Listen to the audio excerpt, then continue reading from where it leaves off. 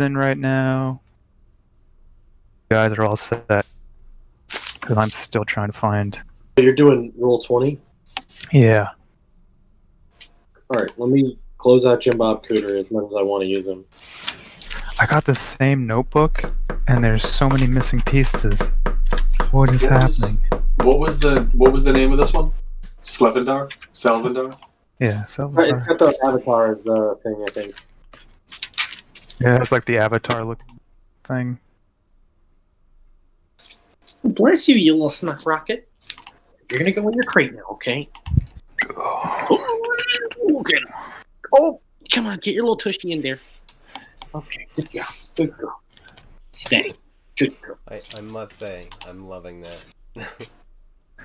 It's Lucas dog talk. Yeah. Yeah. Oh, I would be doing the same thing.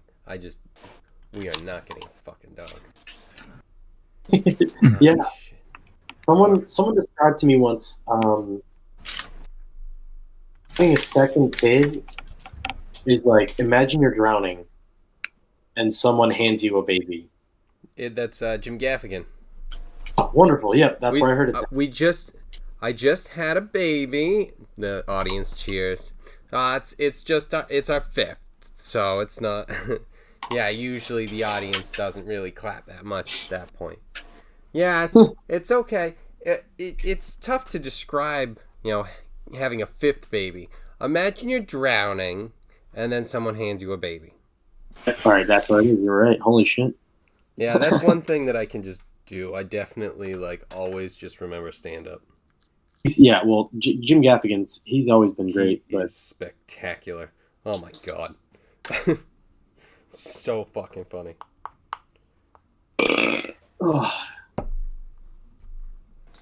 I just like that Daniel Taj joke where he didn't have an ending for it. Yeah, do you And remember what the just joke says- was? I don't remember the joke. I know it was just dark, how he usually is, right? My sister and I pulled practical jokes on each other. Oh, that's what it is. Immediately You came back. Son of a bitch. This is gonna really hurt. Hot pocket. A comedian friend of mine helped me end that joke. So good. I'll Yeah. remember that. Oh, wait, really? I launched it. Just I don't know why I to be haven't launched sure, it. you guys were okay with my my sister being later when the Right. audience groans. Exactly. That fucking... there was a great Turtle thing I had, like a book pulled up that was awesome for the full page of everything. And I just don't have it Is it- anymore. Is it on your My Drive? Google Drive? No, I never saved it, but it was really good, and I'm kind of upset I didn't save the page. I wish I had. What is it? It was a Turtle D&D page. It was like a Oh. PDF thing, Yeah. and I fucked up and I didn't keep it around. That's stupid. I had it pulled up every time.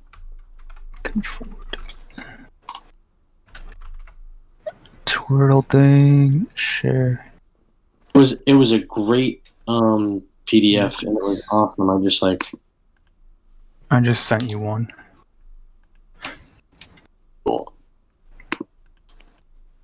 Turtle package. Yeah, I saw this one, but this didn't. It looked a little bit like it. It didn't look exactly like it. I don't know. Let me see if I can find something. Not that. Command F, not Command T. You dumb twat.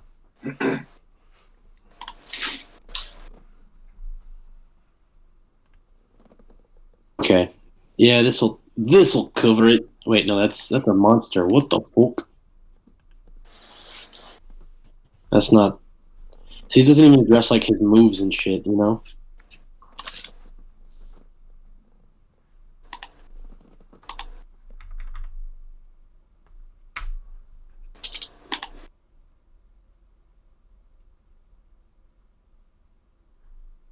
Well, I'm a Turtle Ranger.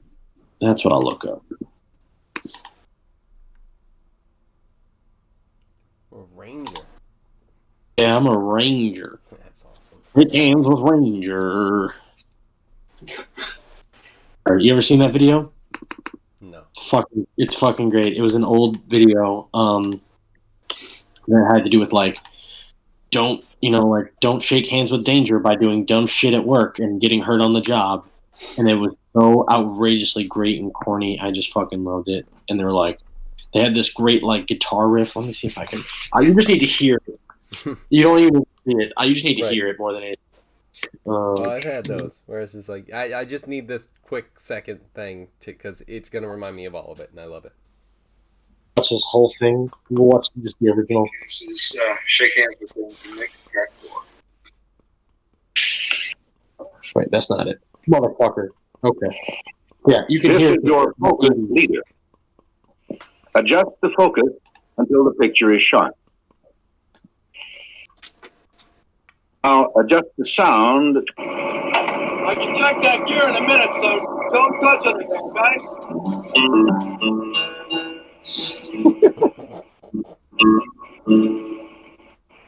This guy's going up into like some gears of a fucking truck right now while the engine's running and shit.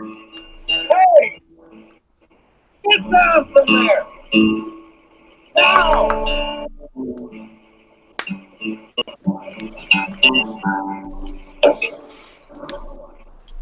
Hey! Turn it over! What if it bumped up by accident? Would be mincemeat by now. What have I told you? You don't work on equipment when the engine's running. Well, I told him not to touch anything. What's happening? It's a safety video. You weren't thinking. You mean you'll work on engines and machinery and not think of your own personal safety? Kevin, I'm getting a lot of feedback from you. Shake hands with danger. Like I can hear myself. Shake hands with. You guys get that? Oh, is Just this... Hold on, let me check this too. Yeah. The guy who ought to shake hands with danger.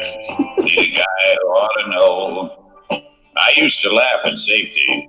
Now they call me Three-Finger Joe. It's pretty fucking outrageous, but we all love it. Are you still hearing? Yeah, I'm hearing you twice. Oh, I'm not. Oh, I found what I needed to. Fuck yeah. It was I was wrong. It's not the turtle package. It's useful to have, but I got the turtle stats I needed out of what the turtle package. I needed the ranger stats. Right, is someone else getting that? I'm not getting it.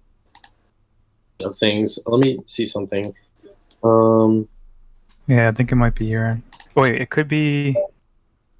Oh yeah, it's you. It's roll 20. Oh, me on roll 20. Yep. Motherfucker, had my camera on and everything like a fucking asshole.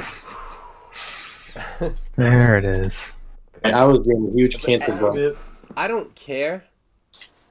As long as it wasn't me. You're good. Oh yeah. I mean, I'm not like, Lucas, come on. I don't care. But if it was me... Almost. Damn it. Damn it.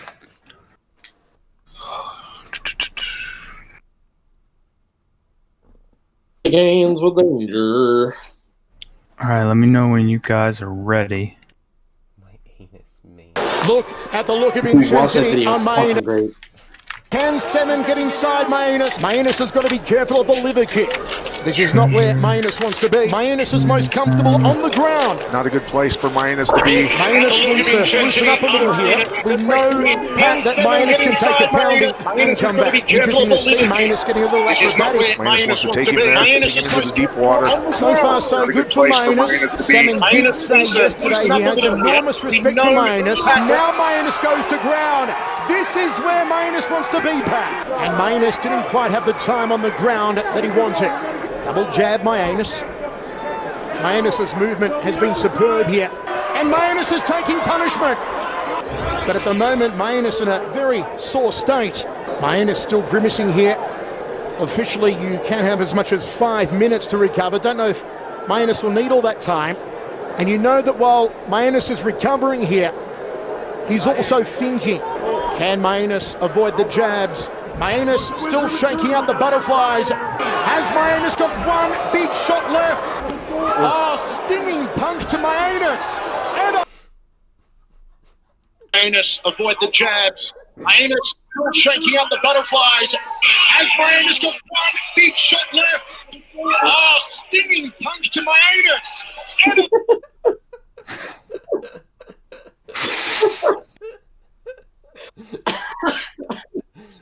Oh my god, what a horrible name to have. I feel terrible for that guy. I feel just awful. No, he definitely did that on purpose. What's that guy's name? His nickname. His fighting nickname. His last name is Manus. Manus. He's not American, so it doesn't. I mean, dude, come on. Look at this. I'll look it up. No, because it's got the quotes. Yeah, but you say it.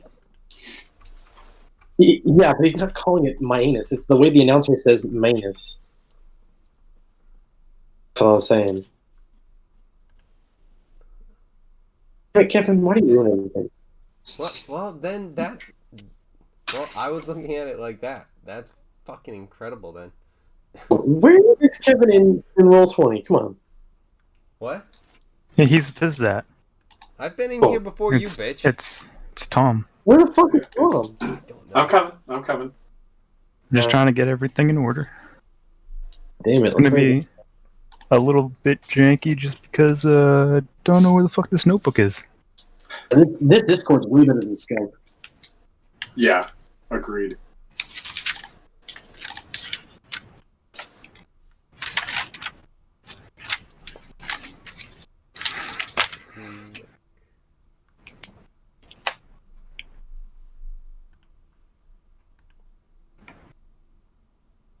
Damn. Just love this goddamn bundle of joy. Thank you. Yes.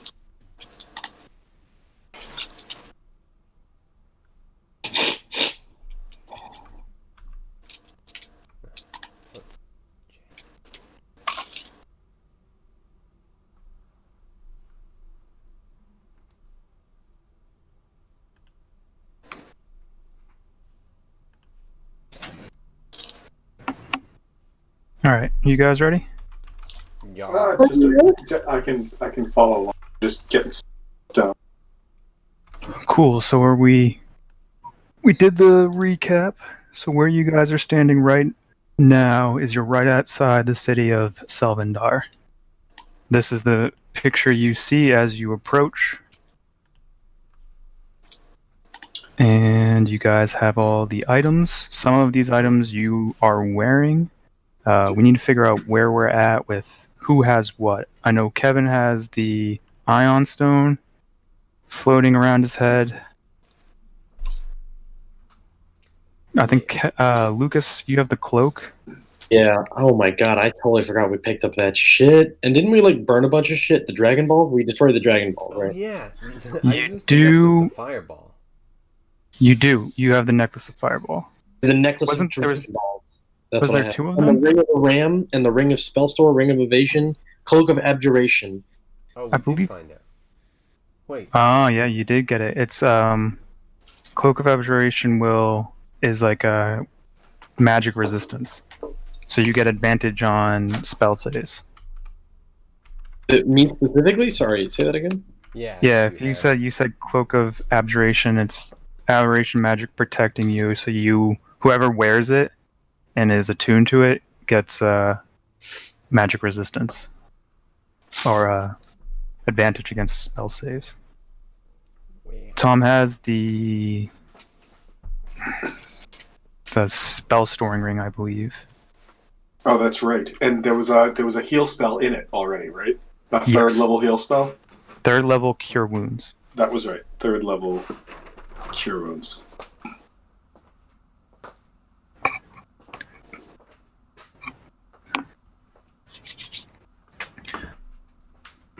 Alright.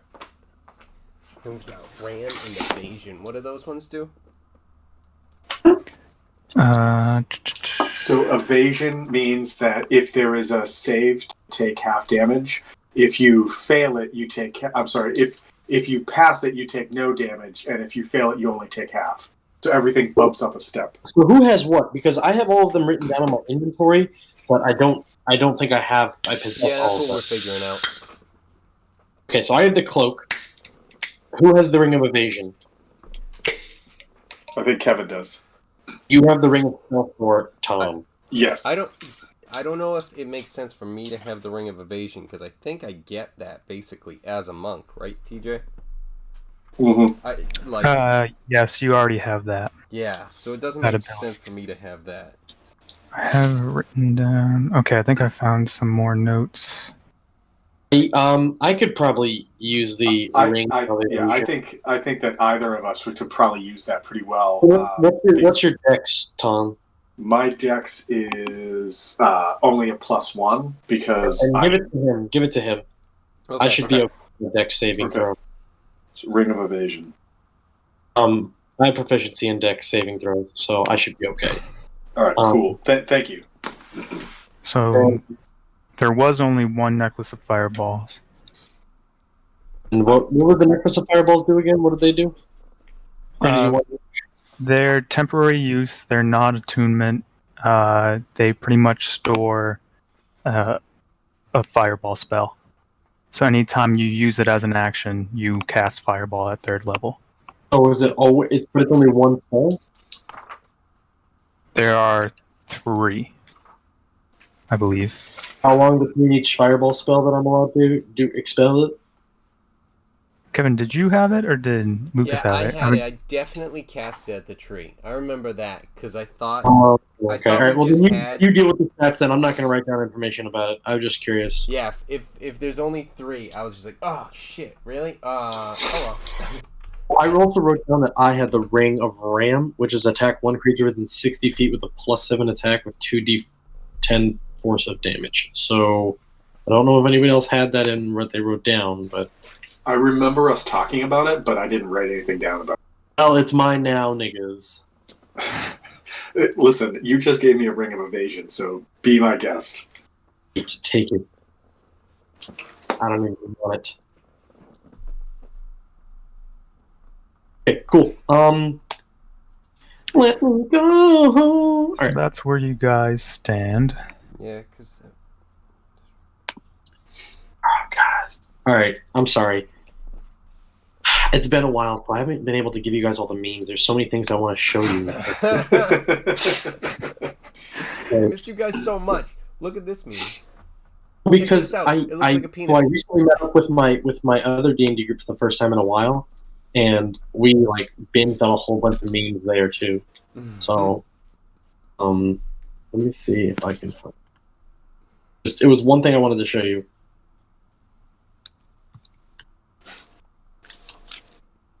All right. So we're all here. You're outside the city. You're about to approach the front gates. What do you guys... Actually, everyone give me an intelligence check. Oh, an intelligence check. Okay. Alright, hold on. Before you roll it... I don't like this. Alright, Shit, I just want you to know. Natural 19 for a total of 22. 22, sweet. Natural 19 for a total of 17. I do have stats that do that. Kevin, you got a 4? I got a 4. Okay. Okay, hold on. Intelligence. You guys should watch the video while I roll. It's gonna be a long roll. Right. It's gonna be a really long roll. Intelligence check, you said? Come closer. I need. What do you need? For your financial support. It's still good. It's so good. Oh, it's so great. What did you get, Lucas? 13. 13. So Tom, you get the feeling as you're approaching the city that you were told to find the shopkeeper's items, and you know that some of these items are unclaimed, but you don't know what items that you guys are kind of flaunting wearing on your person right now were they were stolen. So you don't know which items that they would want back. So we may want to hide things that we're now left wearing. That's your guess. You look around to the rest of your party, and Shahid seems to be like, brushing off the shoulders, really proud of the new mantle. He's rocking right there, and Fizzat is kind of just poking at the ion stone as it's passing his head. Just very happy with the new item.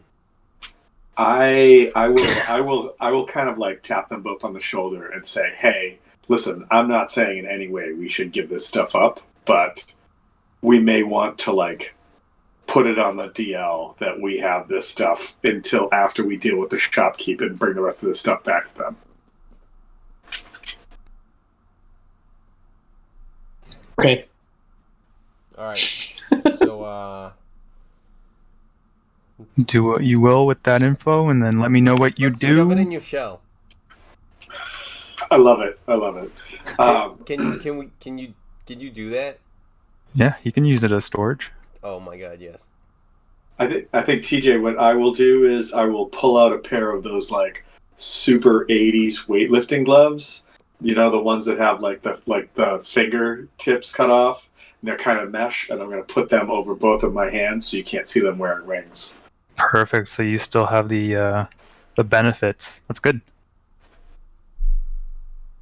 Character sheet says mesh weightlifter gloves. Everyone should invest in them. Just saying. All right. So I'll give the necklace and the ion stone to hide in the shell. Actually, TJ, quick question. So, like, this is if you're cool with that, you haven't responded, so I'm just assuming it's fine. I'm handing it to you. I'm not just sticking things in. Don't just giving it to me the wrong way, and I bend over and put it in my asshole.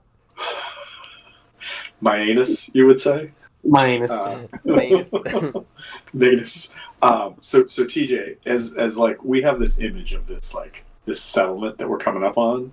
Clearly, this looks like, like the water tribe from Avatar would love this place. So, do we know anything about this town before we walk in, or are we just like, hey, we just stomped some things and grabbed some stuff, and now here we are? Intelligence check long ago. Until you guys disappeared, and now you guys have been found. 100 years later. So, you have stopped here once before. That's where you met Askar. You know that this city is pretty much run by high elves, and same, bro. This is right outside the wall, but from a distance, there's a giant. Let's see if I added this picture in here. It's like this giant tree that they built around. Okay. And they have different levels to this city. And when you're approaching the city, you can see the higher levels, and you know that that's where the high elf quarters are. You've been like the woodland realm for the elves in Lord of the Rings. The woodland? Yeah, I guess so. Where Galadriel lives? Yeah. Mm-hmm. I haven't seen it in a very long time. But oh my god, you're killing me. From what I remember, I'm saying yes, you're correct. These lower levels, like the ground floor, it has a bunch of different races: humans, dwarves, wood elves, some high elves, but they're usually accompanied by, an entourage. But it's more like a city. Yeah, it's more of a city. Definitely, yeah, so the city feel. Galadriel. It would be more like if the where the hell they go, Rivendell, I think. Yeah, but if they had like mixed races down below. Or is it more like them from the movie Avatar, with their weird tree of life and shit? Yeah, like a millennium tree or something. I didn't see Avatar. It's basically like Pokemon, not Pokemon. Did you know? It's wait a minute. I just want to go. I want to. Pocahontas, not Pokemon. Basically, it's just like the thing that it's nothing like. That's what it is. Okay, good. Go. All right. So we're a city around a tree. We got a bunch of high elves up above, looking down, spitting on us. All right, go. All right, you guys are approaching the gates. You see some elven guards. They seem familiar. They recognize you, and you guys have already hidden these items that you have, Yes. right? And I'm guessing you have the card of these other miscellaneous items. Was it right? Cart? Well, they're just like a maybe a handful, some bags or Yeah. something that you're returning to the city. Yeah, they kind of have already been updated for the deal, and they just let you right on in. And as you approach, we're gonna just reveal down here, or not at all. No map for you. Reveal. This is a great game. It's fine. This is just. This is fine. It's fine. Oh snap! We're all fine This is here. fine. This is where you enter. This is very much like Rivendell. Never mind. This is the ground floor, This is Rivendell. and it's a little bit more populated than you see right now. It actually has kind of a hustle and bustle. It has a lot of more than one overgrowth.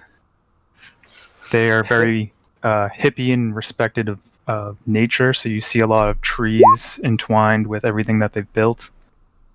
And there are a lot of different shops and whatnot, an inn, and Kato is the blacksmith. So those are some key destinations. Anywhere you want to go in particular? I mean, I'm of the mind that we should just get back to this dude that's our like point of contact and just like end the deal and get paid, and then figure it out from there. If other people are down with that. I'm thinking that's kind of the deal. Let's get to Ascar and then get some money, and we can get to spending it. Yeah.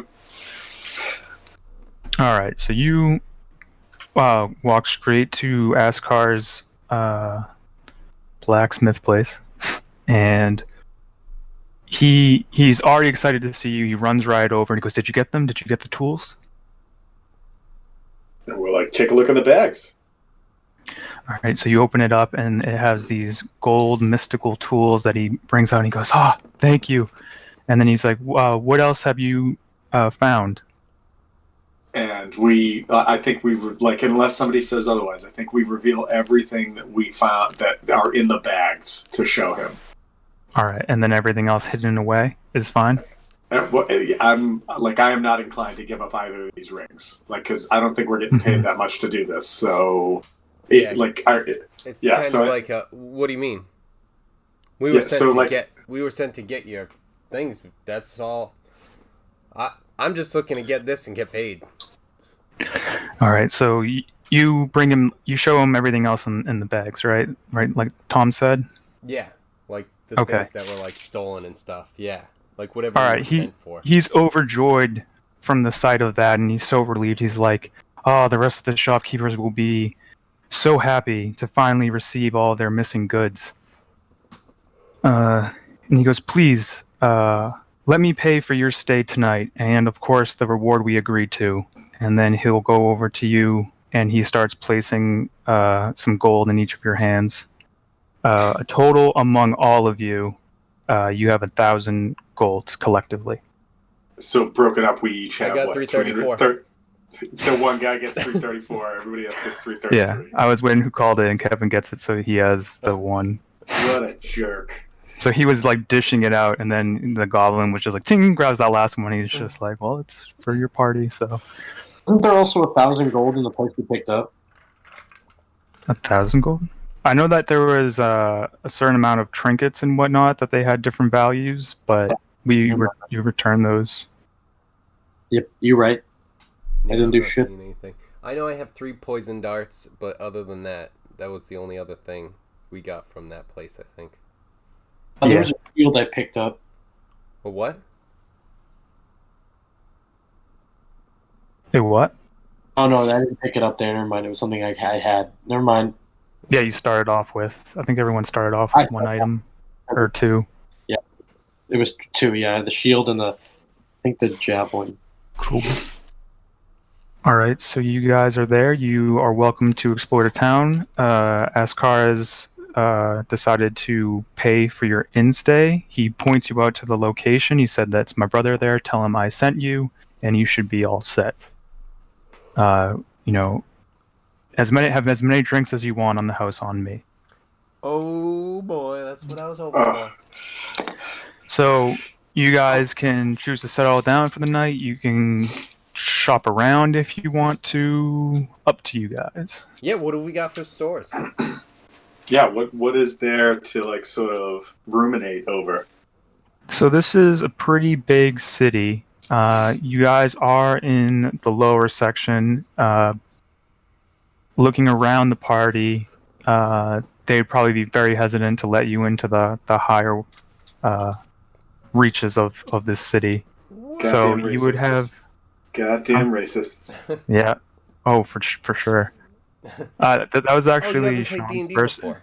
Welcome. That was Sean's first introduction to D&D. Is that he chose a tiefling, and immediately he was not allowed in the city. He's like, "What the fuck is this shit?"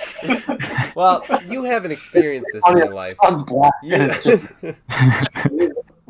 See, you have a sheltered life with all your. I don't know what I'm saying right now, so just understand this isn't me talking. Wait, I just want to go back for a moment and still want to this day, one of the best things that ever came out of the whole like Barovia Greymore adventures was when in the middle of a combat, Kevin just went, "Hold on, what just happened?" Because I'm way too fucked up to even understand anything you just said, and I was like, "That's the greatest thing that's ever been said. That's awesome. That's just awesome." It just makes my day thinking back on that. Makes my day. Well, it probably comes as no surprise to anyone involved. I don't remember that. Oh, that's great. Oh, shit. So you have a what couple do we different have access shops. to? You could ask Har what his inventory looks like. Oh yeah. You could ask. You could look for other magical places. You know, any array. Goddamn monk. You had your starter gold. You also had extra gold because of your level, Can I and get, then like, you ninja are stars? just given 1,000. Yeah, I think there should be some kind of stats for that. Throwing knives or something. That we Yeah, can but use. I think so. Throwing stars, I think, basically take on the same stats as like a throwing knife does. Dope. Yeah, I don't know. I think it would be like a dagger. Yeah. Yeah, so it's a D4 basically. You know what? Let's Yeah, makes sense. let's get my I- edgelord going. I'm gonna need a headband plate. So I would like A to headband? see. I would like to see if it's possible to get my my main greatsword, because I carry 2 greatswords, to see if my main greatsword could be upgraded to have the keen ability. I'm sorry. I didn't get the last part. Hold on, I need to make sure if this is street legal. So give me 1 sec.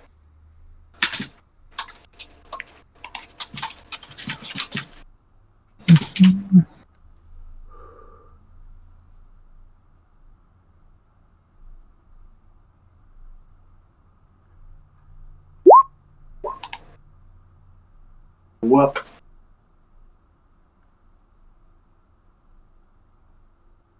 It's level 11. Oh yeah, no. So I'm sorry. So Keen didn't make it to 5. Can't do it. So hold on.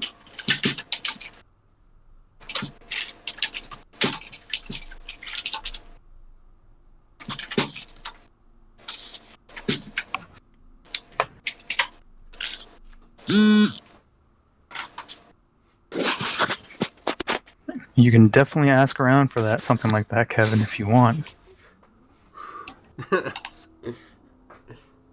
Okay.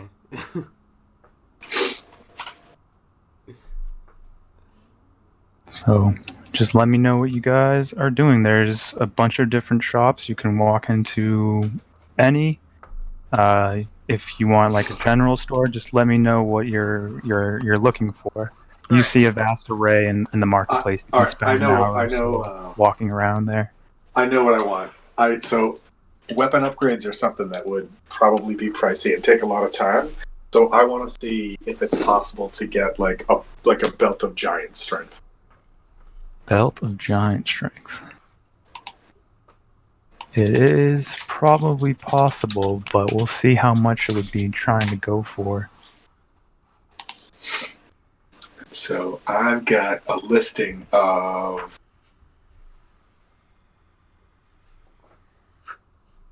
So there's like hill giant, which is rare, stone giant, very like basically I would be looking for like hill giant.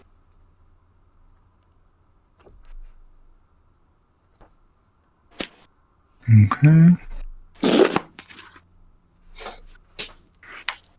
You might be looking for like a magic store or something like that. Yeah. So and then an enchanting wizard. Yeah, something that could give me like a boost to my strength, effectively. Okay. That like an item boost to my strength, So like it's not like I have to activate it. It's just something that's always going. I gotcha. Oh, here's the items. Right. I gotta run down to take care of one thing. I will be right back. Find belt of giant. What store would I go for that? You could go into a general store and ask. You could ask a commoner of like you're saying, "Hey, I'm looking for this." Hey, where do you buy weeb shit? Where do you buy weeb shit? And the commoner just turns around and he's perplexed but keeps walking. He's so confused. He just turns around, sees a goblin, and he's just like, "This isn't. Nope, not today. Just not happening." Basically that. Just looked weeb up, and that's what came. Yeah, that's perfect. He gives you this look, and then he continues to walk away. He has no idea what you mean. Maybe he doesn't speak common. Holy shit to that next one. So, the first person you say that to turns and does that and walks away. And then out of the corner, you see this man just turn and just be like, "Did you say weeb?" So I assume he's got some back alley corner store where I can find all that sort of mall ninja crap. So I go and check out his like selection of flimsy katanas. Sure. So he has an assorted amount of monk items and whatnot. Pretty much what you were looking for, shurikens and whatnot. He also doesn't really look like a local. He's like a traveling merchant.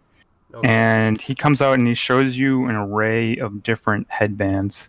And they all have varying cost. You have, let's see, you have red, blue, and black. And he's just holding them up to you. He goes, "These are the different headbands we have." Is this somebody Kevin's talking to? Mm-hmm. Okay. I think I'm gonna go with red. Right, and he goes, "Excellent choice," and he picks it up, and he looks at it, and he kind of like closes his eyes for a second, and he's feeling it. It's a very weird process that he's doing. He's going over it, and he brings his hand out, and he's like offering it to you, and he says, "This will be 250 gold." 250 gold. Wow. All right, here you go. All right. And he smiles and he takes it. He goes, "Any other band? Any other weapon?" And he just shows all of these. Nope. All right. If he has something like shuriken, what would I be like rolling for damage on those? It's a D4. Yeah. You But when you poison. When you use a ranged weapon like that, you roll with dex to hit, but roll your strength modifier for damage. No, it would be dex because it would still have finesse. Like a dagger has finesse, so he could still use his dex. Okay, like I think that may be like a DM agreement about it, because you may, like, depending upon the character and like what monk abilities are provided or whatever, it may be something that is like wanted one way or another. So yeah, dagger has finesse, so he can choose either or. But I'm considering this a monk weapon, so if it's a monk weapon, he uses dex no problem. Gotcha. Trying to look up Belt of Giant Strength, and it's not showing up because I have this whole list and I have like monetary value for it, and it's pretty tough. And so as you're doing this, not to make it more complicated, but that might, like, something along that same line, maybe something that Shathid is interested in. Like, Shathid, it may be really cool for you to garner something that's got like a bonus to dex or something like that. You know, like a Ring of Cat's Grace or something along those. Oh. So how much gold do you guys have collectively? $40 million. Sounds about right. I thought so. I mean, that sounds... is so well timed. It made it seem like Tom's joke was hilarious. Right. I laugh. It's just like, I laugh. Nope. I have to like remind myself she's watching a show in the background. It's not time. So TJ, those are the stats for all of those. When you The get stats? my text. I'm sorry? For the Belt of Giant Strength. Oh, you sent it somewhere? I texted to you. If that's what you were looking for. Oh no, I like the stats are all good. It's I'm trying to give it for a fair price. I'm trying to find a base price because, you know, trying to figure out how much that would actually go for because it's pretty big. Oh, okay, then never mind. Because I have this list, when you said you and couldn't it find has. it, that's what I thought you were saying. I have this list that someone on Reddit used, or put together, and it seems like pretty reasonable. And there's two different costs of like a high and a low. But you could definitely start looking around for that, asking for that kind of item. You said it's rare? Yeah, it's a hill giant is rare. Stone or frost giant is. I might actually have. You might actually want to talk to Askar. All right, so I will talk to Askar about trying to obtain something like this. And he's thinking to himself, and he says, "I think that I might actually have one." And he goes, "Given that you have helped me out, I'm willing to go light on this price." $5? Perfect.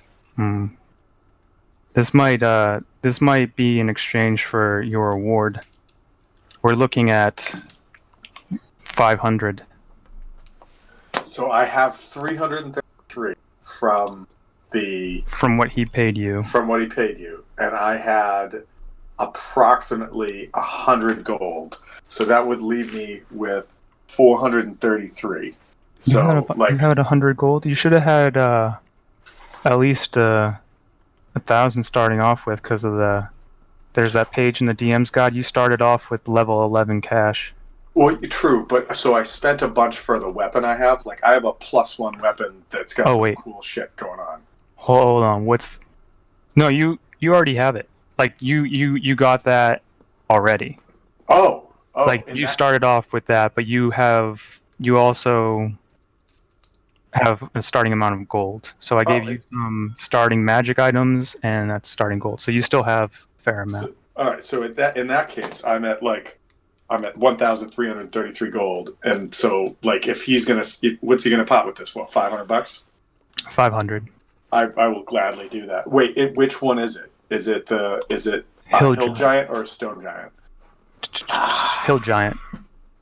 What are the chances of getting the very rare like Stone Giant or Frost Giant? He kind of looks down and he goes, "This is all that I have. You might have luck looking at enchanting stores in the city, but I'm not sure." So DM. So just like out of game kind of question for the DM.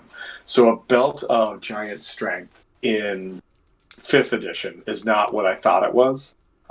It would increase my strength to 21, but my strength is currently, because of racial abilities and whatnot, a 20. So 500 gold to increase my strength by 1 point gets me nothing, like in combat sense, right? Like Right. so that's why I'm saying nothing. Right. So it would be 500 gold for not a +2 or a +3 to my stats. It would literally just be a 1 that gets no bonus to anything. I see. Is it possible that you could say that this is a stone giant strength and instead of 23 it's a 22? And that way it increases my strength by 1? Sure, but the price has to go up. It's a very rare item. So, but it would be a very rare item that's reduced in its potency by 1. This very rare. Well, you mean so you're okay with it going to 22? It gives you the same. Yeah, that's what I'm saying. So, like, if we want to modify it, but not modify it into like incredulous amounts, like, what would you say that a very rare item would? They're really expensive, but Kato is very happy. No, sorry, not Kato.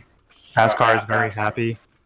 Askar's very happy that he got these tools. These tools are very valuable to him, and he's still willing to cut you a deal, but the price is 1,000, and that's still, you know that he's still cutting you a deal.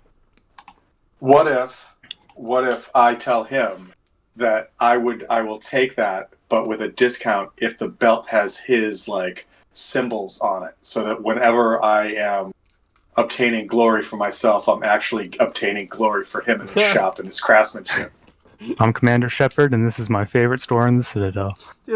All I can think of is all the stuff where it's just like you'll get so much exposure.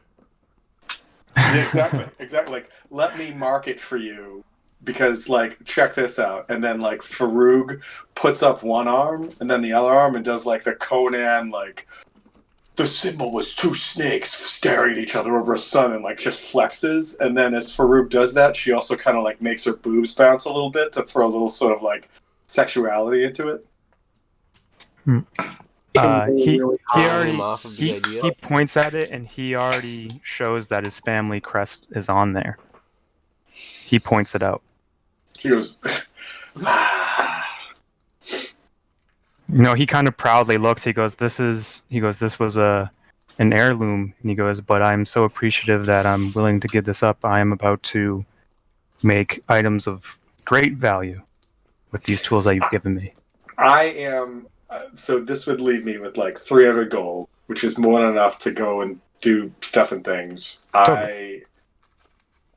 I'm 100% on getting this. So the question is very rare is Stone Giant, Frost Giant, and Fire Giant. And the Fire Giant is a strength of 25. So can I have the Fire Giant, or are you... Oh, no. Like, I'm already given a deal for the other one. I'm just saying, they're both of the same class. You're saying. No. Stone Giant's... We're going to stick with Stone Giant. All right, so bumps up to 23. I'm done. That's all the shopping I'm doing, except for Farouk is so happy. The first round is on her whenever we finish shopping and go wherever we're going to go. Okay. Lucas, is there anything where you want to look? I want that drink I was promised by Farouk. By that drink you promised from Askar, right? Whatever, yeah. I don't want to buy anything. I'm good. Okay, cool. And Kevin, you're good too. So you guys are gonna move on to the tavern. Yeah. Oh yeah. All right. So you're at the tavern at night. You're celebrating. There's music playing. The surrounding people seem to be ecstatic as well. They're joining in with your cheer. What do you guys want to do at the tavern? I'm guessing order some drinks. Yeah. So Kato invites you all in, and he goes, "You got really helped out my family today." He goes, "Is there anything I can get you?"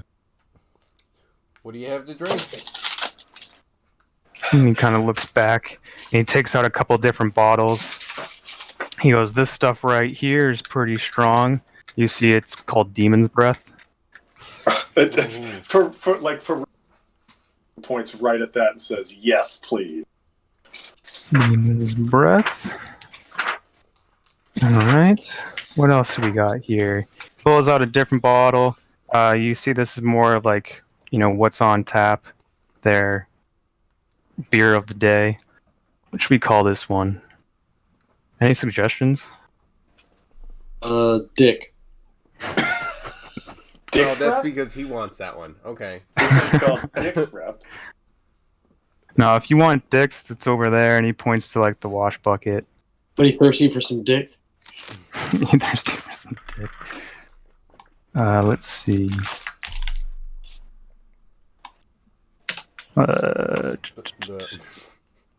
Belching Giants Brew.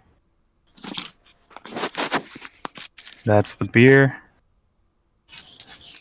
And 15. Okay. And we'll go with, what can we do for a medium option? Medium. Harpies. Herpes? Harpies. I mean, like, herpes is like a medium option of like, A nice bite to it. End of the night, you wish you hadn't, but it's not like it wasn't real bad. It's not as nightmarish as it could be. I got it. There's definitely worst case scenario. And that isn't it.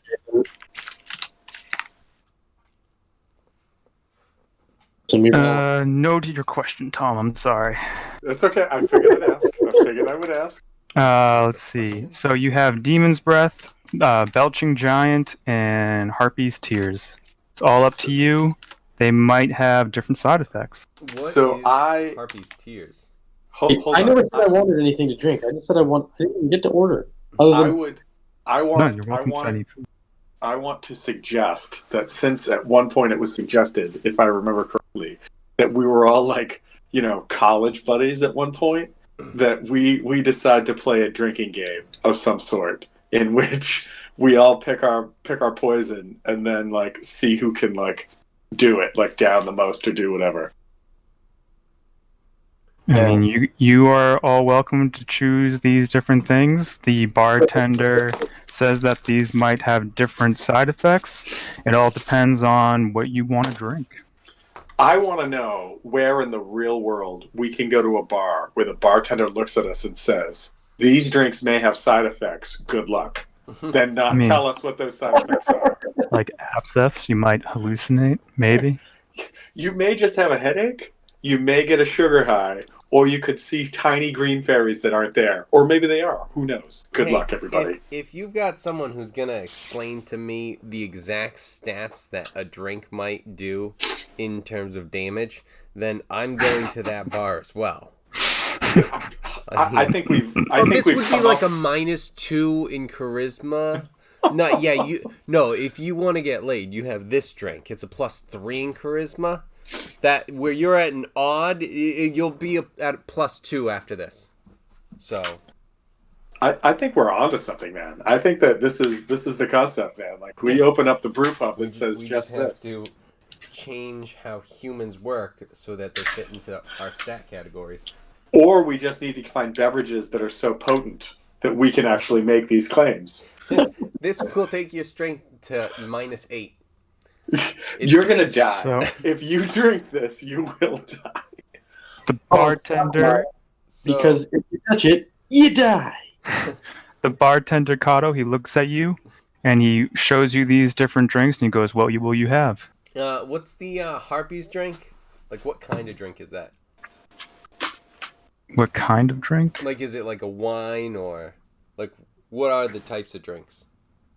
We have, the Harpies Tears are more of like a wine, and the Belching Giant is beer, and Demon's Breath is some hard alcohol, like a whiskey or something. So Farouk changes her order. She would like a beer and Demon's Breath chaser. Fucking hole. All right. He places both of these down. Yeah, let's go. Right to you. And then he looks at you, Fizzat. What will you have? I'll have the same. All right. Belching Giant and Demon's Breath. All right, Shahid. What you doing? Let's go, Shahid. Well, I'm a man of the law, and I'll stick with water. Oh boy. You're gonna go with water. Nerd. All right. You So were like he. this in school too. I just want to imagine a world where a Squirtle named Shahid walks into a bar and goes, "I want to find out who's paying for my drinks." And then somebody goes, "Whatever you want, it's on the house." And they're like, "I'll take a water." First of all, it's like Master Oogway. We've discussed this. See, I know. I was thinking more Blastoise, based on the size. But Oogway works. But yeah. I in no way am I Especially when complaining. asking I'm for just water. recapping what it is I'm imagining as we're doing this. That's all. So you're sticking with water, no drinks. Damn Skippy boy. All right. So he hands you some water. That is it. And what are you guys drinking? I am. I'm gonna is it like a shot or is it like a sipping whiskey? It's like sipping, but you guys can definitely take a shot of it. Oh well, yeah. He wanted it as a chaser, so I'm gonna stick with that. Well, the beer's the chaser. You know, like you slam. Oh, you're doing the. Yeah, you definitely said it the other way though. Well, so you said belching giant. I almost called you out, but I was just like, no, that's fine. You know what? But as you a half did, orc, so- as a half orc, I'll go with that. You slam the beer and then you Perfect. sip the whiskey. I love So, it. all right. So Tom, give me 2 con saves. 2 concepts. Okay, hold on. I want to check out something really fast. Where's my thing? I'll do the other way. You fucking con saves, bro. Get the fuck out of here with that shit. Okay. I'll do a shot of whiskey and then I'll do I have beer. I have something called Indomitable, so that if I fail one of these saves, I can actually re-roll it. That's fair. Hey, Kevin, have you put on your headband? Yes, I definitely had done that when he had given that to me. TJ, All right. I rolled a 20 and a 19. All right, you're feeling fine. You're doing great. Furious. You handled it like a champ. You took the whiskey. You're like, I don't even need this beer, and then you down the other one too. Feeling pretty good too. You feel more rejuvenated. Feel pretty good. Maybe a little invincible. Maybe a Oh little, yeah. The movie Invincible. Yeah, barely an Yeah, inconvenience. you have to watch it. Uh, Oh fuck! I thought I did well in my con save. all right, Kevin, what you do? You're taking the whiskey first. So what's Yes. the first roll? Am I doing 2 con saves as well? Yes. Okay. So alright, so those aren't bad. What is my con? Okay. So 17 and 15. Oh yeah, you match Farouk, right? And you match him, and you're even though you're smaller, you're like, I can handle it just as well. There you go. Wiping your mouth, feeling pretty good too. I mean, unless so, I would like to make a perception check to see if anybody around us is watching us. Okay, go for it. It's an 11 on the die for a 16. A 16. You look around. Everyone seems to be cheering. Everyone seems to be in the festive mood. There doesn't seem to be anyone. The only one you see looking at you is Kato, the bartender. He's ready to give you guys more if you're interested. So I'm going to look at Kato and say, set him up, and then slap Fizzygig on the shoulder. I apologize. I don't have Roll20 open right now, so I don't know what your name is. Fizzat. So you guys are feeling pretty good. That's just, a start. Do you guys want to keep going? Are you calling in for the night? You guys let me know what you want to do. Well, I'm saying I'm down for another round. Because these will have different effects that you'll get. All these drinks have different side effects, but you guys seem to be doing completely fine, not feeling anything. I slam my water glass on the counter and say another. Like, it's like it's such a SpongeBob feel.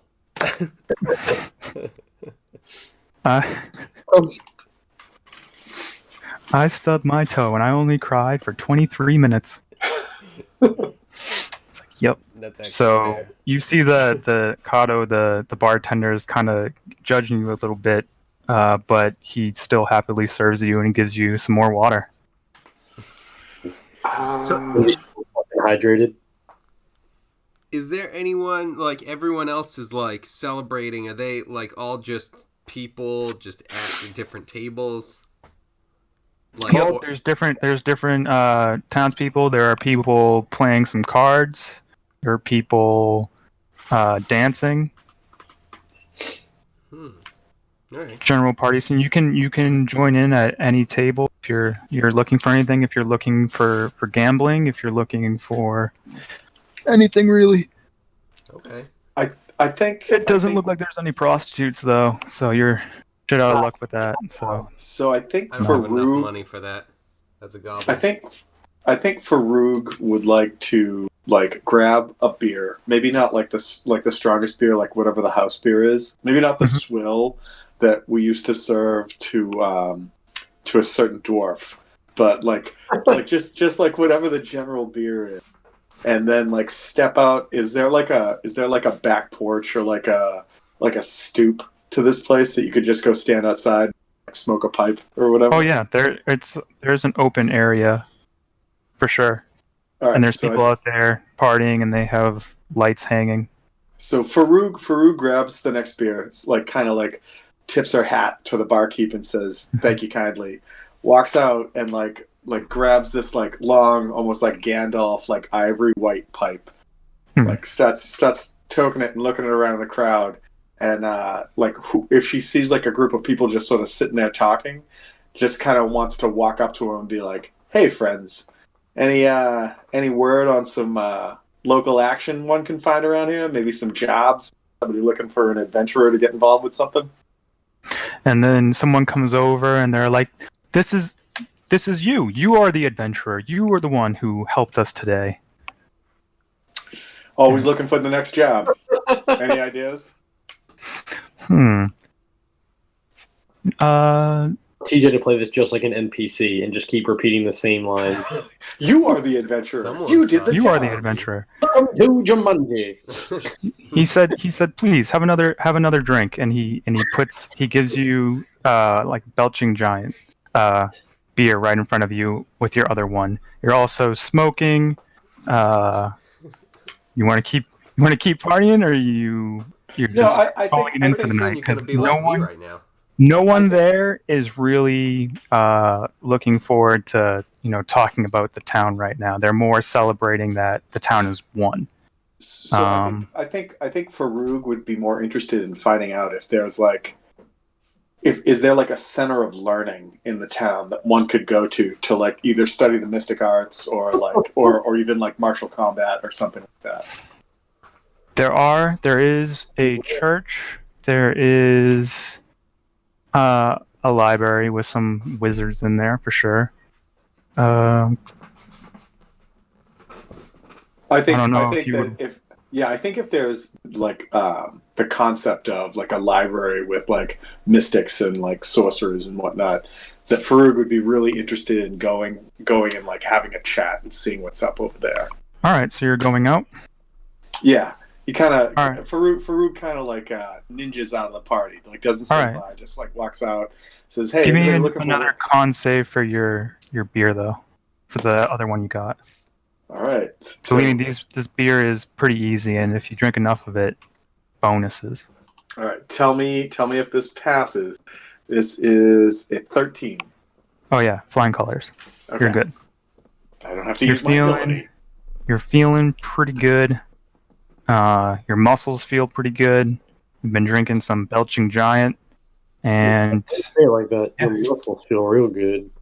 yeah, I'm just saying it's a giant ale. So Is this the way the DM like slowly creeps in and says you've been roofied? Your muscles no, feel I'm really saying good, really relaxed. I'm saying that each of these drinks, depending on what you choose, and if you pass enough checks, there might be benefits to it.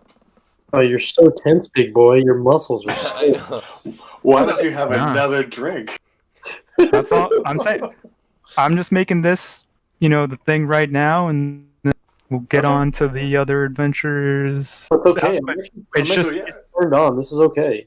Yeah, no. Oh, yeah. What, I'm not in a good What? spot right now. I'm alright with that. what are the rest of you guys doing? Because that's like if I find out if like just chatting with people while I'm like kind of smoking my pipe and finishing like my next beer or whatever, and they're like, yeah, there's like this mystic library. I'd be like, damn, I want to go check that shit out, and I'm just gonna kind of wander off that way, fully expecting to come back and find everybody here. All right. So we'll continue with the people at the bar still. What do you guys want to do? And then we'll jump back to Tom leaving the bar. What do you want to do? You talking to, bitch? I love how the guy not the biggest person. Well, he needs a couple drinks to loosen up. Why don't you just relax? Ever tell me how to live my life? Oh my god, Cooter is so Right. cootish. So, what's the light situation in here?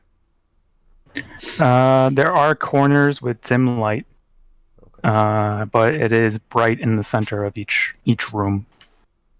Okay, and where am I in the center? You're near the bar. If you can creep up to the corner of the bar, there is some dim light that you can just kind of port into. Yeah, I think I think I might take a look around. Like, what is there to do? Is there let's go and do some gambling. All right, Some sure. cards. All right, you got it. So there's a poker table coming in, and then someone approaches you, goes, "You want in?" Sounds good. He says 35. And I give him 35. We're getting sexual again somehow. So you'll toss it on the table, and then you get dealt in, and you get 2 cards. Let's go with, where's the card generator? Imagine Google is pretty useful for these sort of things. Oh yeah, oh for sure. Oh, it wants me to buy a credit card. No. Card. No, card generator. I feel like it shouldn't be hard to do. These cards. If you're looking to play blackjack, just do a blackjack generator. Blackjack generator. I'm not going blackjack. If you're going Texas Hold'em, do that. Yeah, I'm trying to find it. Yeah, and I feel like Google has some pretty solid answers. It wasn't until almost the end of the adventures in Barovia that I found the dice rolling app in Google for generating stats and stuff, and I'm like, where was this so long ago?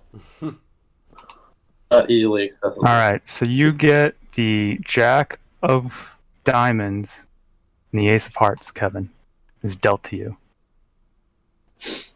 Okay. All right. It's on next move. What the hell? All right, so before you is, I don't know if you want to write these down, I'm guessing. You have 6 of clubs, 4 of hearts, and the Ace of spades. All right. So, what is like the table doing? There are 3 different people, and you can give me an insight check. Okay.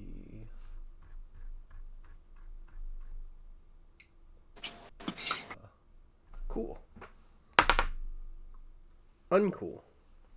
That is an 8. An 8. You kind of see player 2 with the first flop kind of like make a disappointed face. He's not too happy with that. You see player 3 and they seem content. They're not really excited, but they're like, you see more of a positive look. So what? I have ace jack offsuit. Yep. There's an ace on the table, and so the 35 was just was that like to get in, or like was that the blind? Yeah. That was just like to get in. Okay. So like if I were gonna try and raise, what would you get to choose how much you raise. You're first.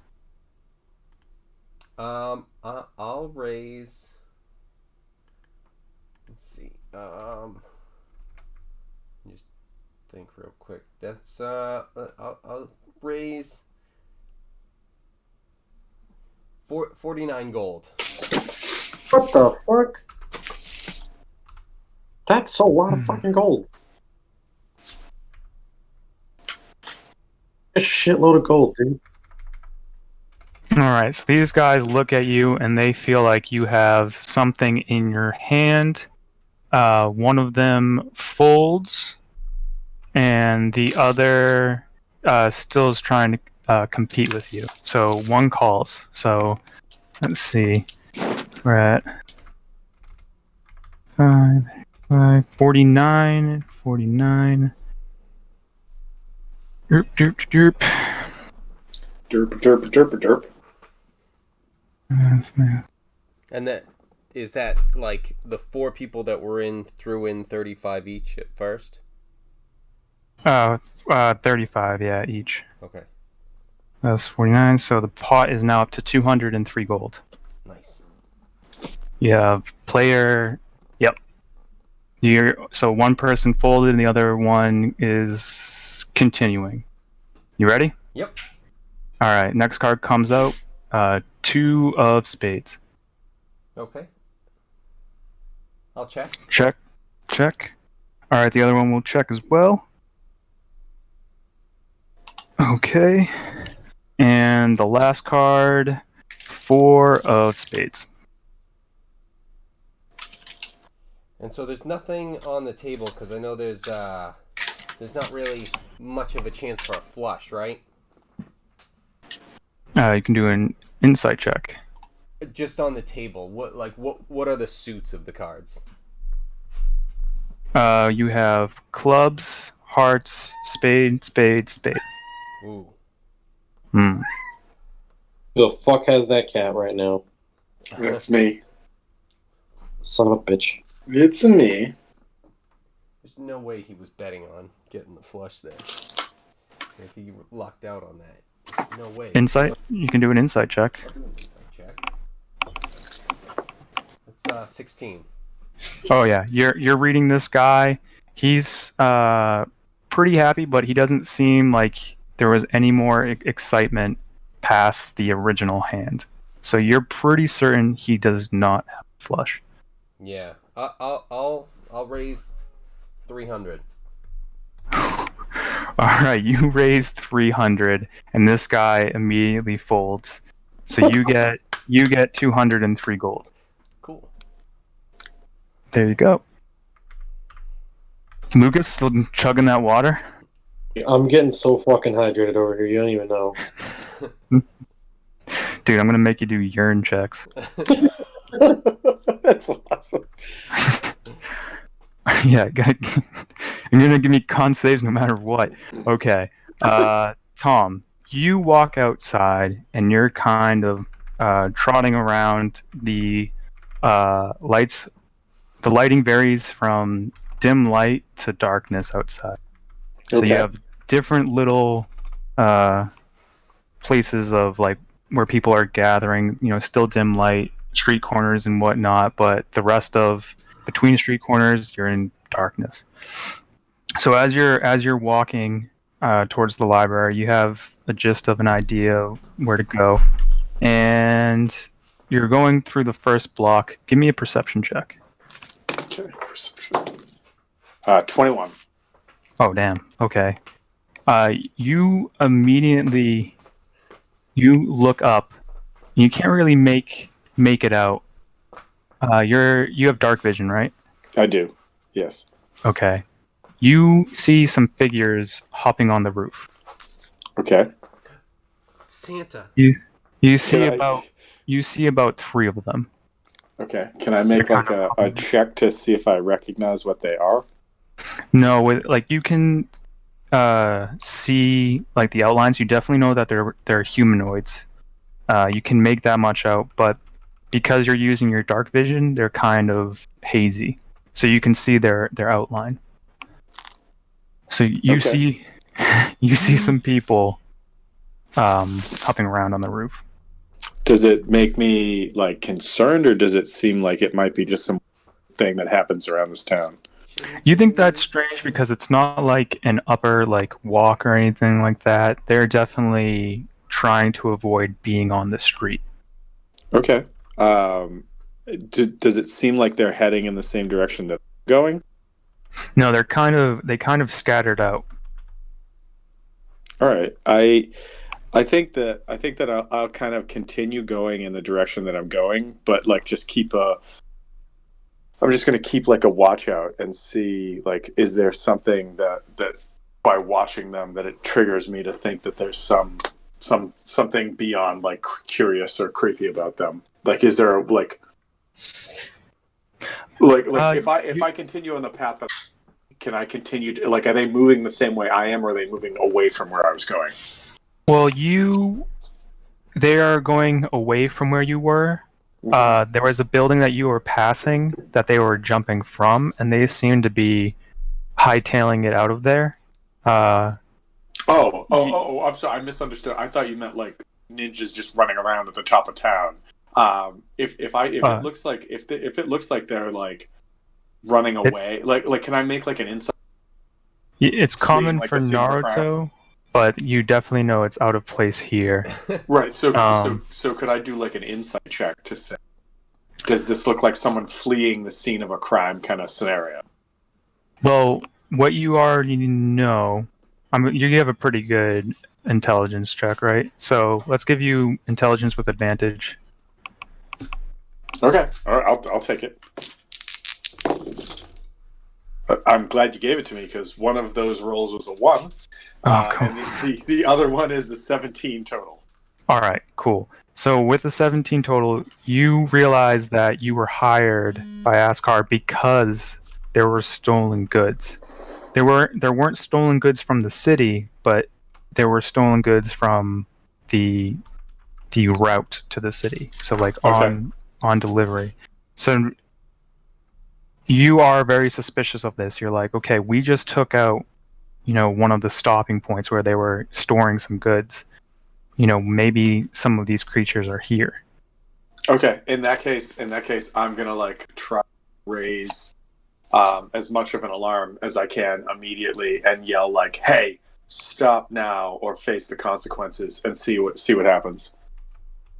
You hear some rustling from the street. But as they turn the corner, you realize it's some guards, and they have, their armor clanking around. He comes over, and he goes, "What? What did you see?" Taking the I tell him. And then he turns around, and he goes, "Get people on the roof right now." And he yells to these 2 other guards. They start... Can I, as the guards are bumbling around, can I just sort of take off after the figures I saw to see if I can catch up to them? Oh, sure. He goes, he's appreciative that you told him this, and he goes, "If you want to help us, show us where they went." And you can point in a couple of different directions that they went. He goes, "One went that way, one went this way, one went that way." So they start to spread out, and they just kind of leave you there. The captain's still next to you. You seem like he has some kind of command. And okay, so as they start to do their thing, I'm just whatever the last body I saw was moving towards, I'm going to start running that way. All right. Are you trying to run on the street, or are you trying to get up on the buildings? I'm trying to follow from street level, kind of Crouching Tiger, Hidden Dragon kind of shit. You know, like where like the thief was on the rooftop, but all the guards were on the ground. But like so was what's her face? Who's the Hidden Dragon? Is that some old person movie? So first of all, I can't wait till the next time I see Lucas in person, because first I'm going to give him a hug, and then I'm going to stab him in the throat, and that's how that's going to go. But apart from that, there was a whole scene where her name is like is it Kuan Yan or something like that? But she was like, the guards were being stupid and couldn't figure it out because they're fucking guards, and that's what guards do. And she was just sort of like just tailing this like sort of like hidden ninja spy on the roof by the ground level, and then runs up and sees it once she lost her. So like that's kind of what I want to do. As long as I have a basic idea, I just want to keep following on ground. But if need be, I'll climb up. All right. So there are like a few different levels to the city because they're all kind of heading up toward this tree. So they're starting to. One of them is starting to go up the levels, and the other ones are going, east and west. Which one would you like to pursue? I think I'll go to the one that's headed.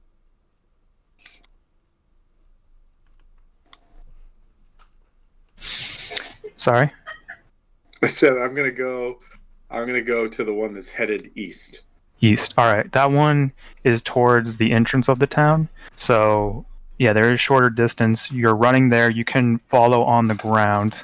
You will be passing the bar again as you're running. Do I see any of my compatriots, or are they still inside the bar? Still inside the bar at this point. All right. So I'm gonna yell as I run by, "Adventure afoot, lads! Get out here!" And then see if they do anything. I'm not following that shit. Okay. Both of you guys, give me a perception check.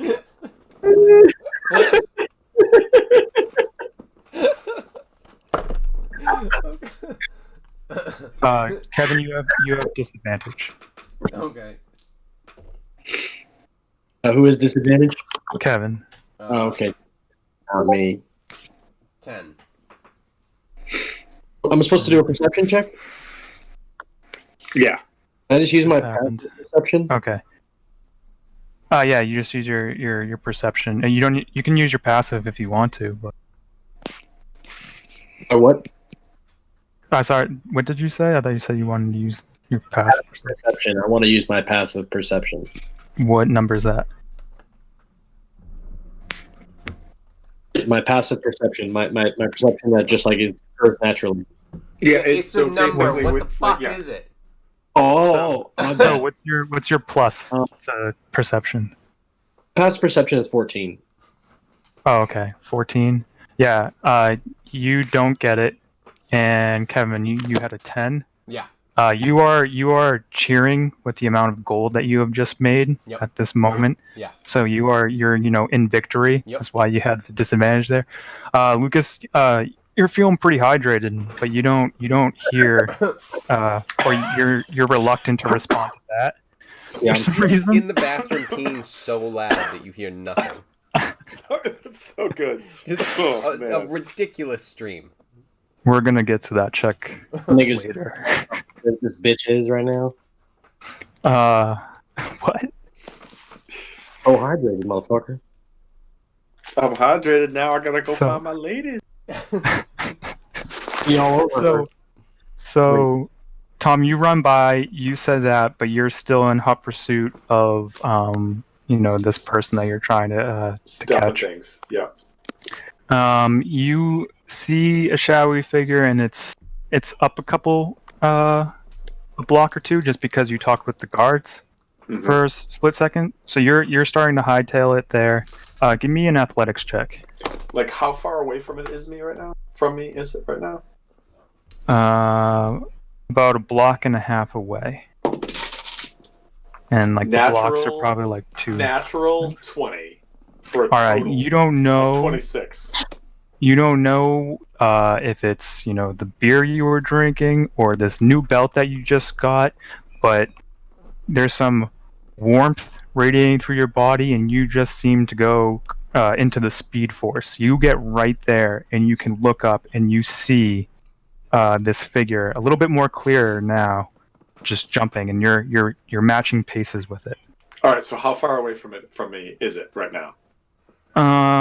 It's elevated up probably like 30 feet. Okay. I want to Misty Step right in front of it and say hold. Okay. All right. So you Misty Step up there. You hit right in front of it, and you just kind of clash, or they clash against you. Give me a strength check. Right. No, get Awesome. knocked off the building. Okay. How does a 21 work? Oh yeah. So you stand there. You're completely fortified. This guy clunks against your armor. Coins go everywhere. Just like filtering past you. You're kind of standing there like Superman. Kind of like when Sonic like hits a wall and all the coins that he just collected falls out. Like yeah, exactly. That's him, and you're standing there like Superman who just took a bullet to the eye, just unfazed. Just whatever. And you're like, that might as well happen. Yeah, right. And he falls back into the alley, and just you hit it, and you're like, oh, he's not going to be okay. So I jump down. Like, I'm not looking for like vendetta or whatever. I just want information. So like, I'm gonna jump down to wherever he fell back to and be like, look, pal, I just want info. Like, I'm not looking to end your days right now. All right. Even or odd? I'm gonna go with odd. It's even. He's unconscious. Shit. So yeah. Like unconscious and dying, or just unconscious? No, he's not dying, but his brain don't work no good. Oh, damn it! You're like, that's a pretty bad one right there. All right, so I'm gonna pick up this like, I don't know, comatose corpse and throw it over my shoulder and start walking back towards whatever the nearest guard is. All right, so you like carry him? Yeah, like fireman carry kind of thing. Okay. You notice that he is a wood elf. So you have that information, and which is impressive that you caught up to him at this rate, because you know that they're speedy little guys. It does seeing it as a wood elf trigger, like, because it's been so long since we started this, like, trigger any memory or something, like wood elves were a problem, or wood elves were tied in with those like fey things that the exploding ones we fought in the cave. Like, it doesn't trigger any memory like that or anything, does it? No, not necessarily. It doesn't kind of ring a bell. It's just that's what he looks like. Okay, all right, yeah, no, I'm not changing course of action at all with that. All right, so one of the guards, the other guards weren't as successful as you. They kind of have a rally point. They still are looking at on like the roof, on different roofs, and you kind of turn in this guy, and the captain's very appreciative and says thank you, and he goes, we'll take it from here. And he asks, what is your name? My name is Farouk. All right. I thought everyone knew who I was. He says, you will be remembered. And he takes this guy and goes, we're bringing him to this prison cells, the prison blocks. I'm just saying, that was probably the most ominous thing a guard captain could say to anyone. You will be remembered, and then they just murder me. I mean, they just murder me on the spot. They died in, like, helping out the town. All right, good job. Well, he's saying that your favor isn't, going to go unappreciated. Okay. All right, cool. That's more what he's trying to convey with that weird message. You'll be and you get to erase your crimes once. Yeah, one time. That might work out. And he takes this wood elf and he goes, maybe he'll be responsive in the morning. And he takes him and he goes, we're still on the lookout tonight. And he's kind of dragging him along. All right, cool. Cool. back to the bar. We got Shahid drinking, Fizit partying. What else are you guys doing? What else is there that I could be doing at this point? Played some cards. You notice, even with both of your checks, you do realize that one of your party members has just left, that you can't see them. You can continue gambling, and you can continue drinking if you want. Right. So And or you can call it in for the night. There's no prostitutes, but are there any girls?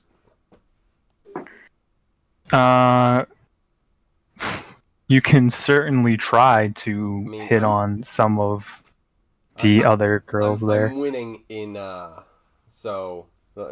poker, so it's like, I feel like I've got that going for me. If literally You nothing do. else. You do, and you also got nothing else. Yes. You said you nailed it. So, you can try to with your confidence. I'll say you're on this winning high right now. I could give you maybe a bonus if you're going to try to hit on one of these human, dwarven, or elven ladies that are surrounding you. Oh yeah, we'll definitely go elven. All right, so there's a wood elf that you see, and she's right there, just watching the game. Is there anything you say? No. I have no idea what Fazat would say in this situation. Maybe something along the lines of, "You've got pointy ears, I've got pointy ears. Well, actually, which way are they that pointing was together?" my rationale for going elf. So yeah, just pointing out the very basic things, and it's just like, luck's on my side. I like your ears. It could be as simple as a wink and say, "I like your ears." Yeah. Go with that. Yeah, I think All right. after I win, I'm just gonna do that. Wink. Nice. Okay. Give me. Let's just go straight up charisma. Okay. Do you have anything in performance?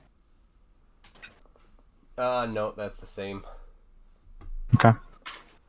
So that is a 14.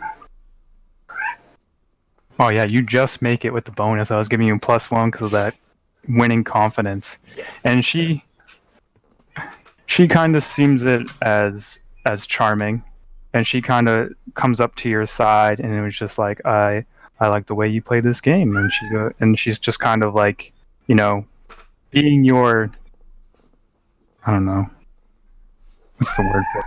Trophy of this, standing by and trying to make the other players jealous. Yeah, I'll get her a drink. All right. What do you buy her? Probably the wine one. All right, you got it. Demon's breath, man. Yeah. Every time, demon's breath. We're gonna see where that goes. Hey, we'll build up to that because I know that's gonna be on my side. All right. So this is she appreciates the Harpy's tears, and is playing. She goes, "Play more." All right, I will play more. All right. Lucas, are you gonna join in this game at all? Oh, you don't even know what my hydration game is like right now. You know what game I'm playing? What glass are you at? Yeah, please give me some details about. I'm at least 10 glasses in. Like, I'm dangerously close to being overhydrated. You trying to all right, weed? that's good to know for my DC later. Fool! Oh man, You've given too much. It is going to happen. Fell into my trap card. Your backstory has backfired. That's my secret, Cap. I'm always hydrated. I'll be right back. I gotta go to the bathroom. All right. All right. So, are you going to join in, Lucas? No. No, you're just drinking at the bar. Member of society, I will not. Yeah, I don't All right. think he has the will to stay there and pee himself if need be. Was Tom going to the bet? Or Kevin, No, are you I back? was saying that as a joke, like, hey, cat. Oh, okay. that's I was that's gonna my say, secret. I'm like, I'm always hydrated. you're up I'll next. be right back though, seriously, because Because I'll be like right back. I'll take care of this one, but then I have to go for a sec. I gotta go do a thing. Understand? What are you actually getting at? All right, so I'm confused. What are you I'm saying? gonna jump a couple There. miles away and take a Hulk piss and come right back. so a couple more players enter, and you can start the terms right now of the entry. You're kind of running the table. How much to enter? So let's go with let's start with 25. All right, that's what I was going with these 5 players. All right, so everyone comes in. So we're at 125 right now. The pot, and you get dealt. Oh damn! King of Spades and Queen of Spades. Remember that it's a genuine number generator. Yep. That's great. This is great. Very nice. So we have. So we have 5 players. So I'm doing that, and with that, do you want to make any bet off of your hand alone? Yeah, I think I'll throw. Let's raise it 25. 25. All right, let's see.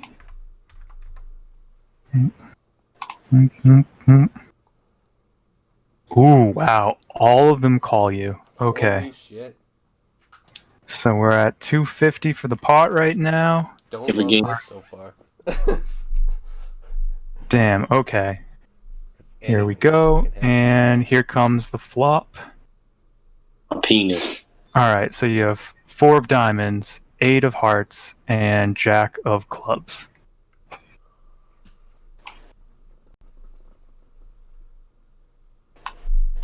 Alright, I guess we'll check. Check. A pussy ass move. You doing a pussy I don't know what's going on with like how this stuff works. With like you are a D&D player. You can choose to do whatever you want. You can give an insight check. Bro. Yeah, yeah, that's right. Because that would give me like what I'm actually saying I don't have. So I will try and do an insight check. I mean, you could bluff, for sure. Or deceit. If you want to make a deceit roll, you can make the rest of the table feel a certain way, or we'll have the opposite effect if you fail the deceit. Oh, okay, cool. Or, hear me out here, start a riot. You could start a riot and grab the gold. Start a riot. Start a riot. Let's start with the insight. Insight, okay. Give me a roll. That's 19. 19. Okay, so let's see. We have 5 players. These first 2 to your right, they look like they have something off of this, and the 2 to your left, you're getting a good read on them as well, and they don't really look like they have any reaction to this. So you think they don't have anything? Okay.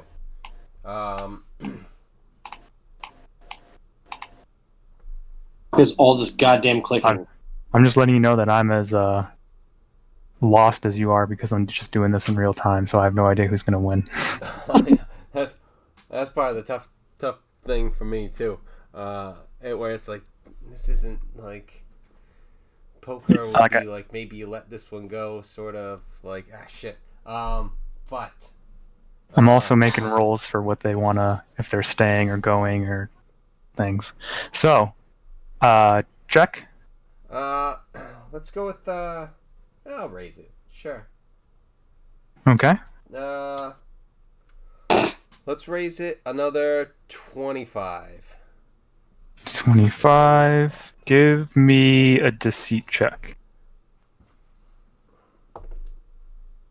17. Alright. Let's see. Boom, boom. Alright, yeah, they have no fucking idea. You're like, that's pretty successful. So 25. One of them calls you. Okay. What do they call him? So we're back. We're right to there. Pot is currently 300. Someone had to give the sympathy laugh. I hear you. 3 of spades next. So what's on the table? 4 of diamonds, 8 of hearts, jack of clubs, and 3 of spades. So they're all different.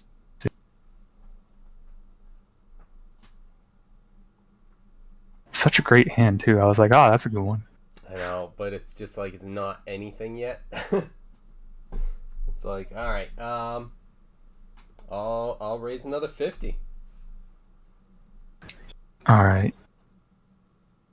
I'm gonna make this guy make an intelligence check.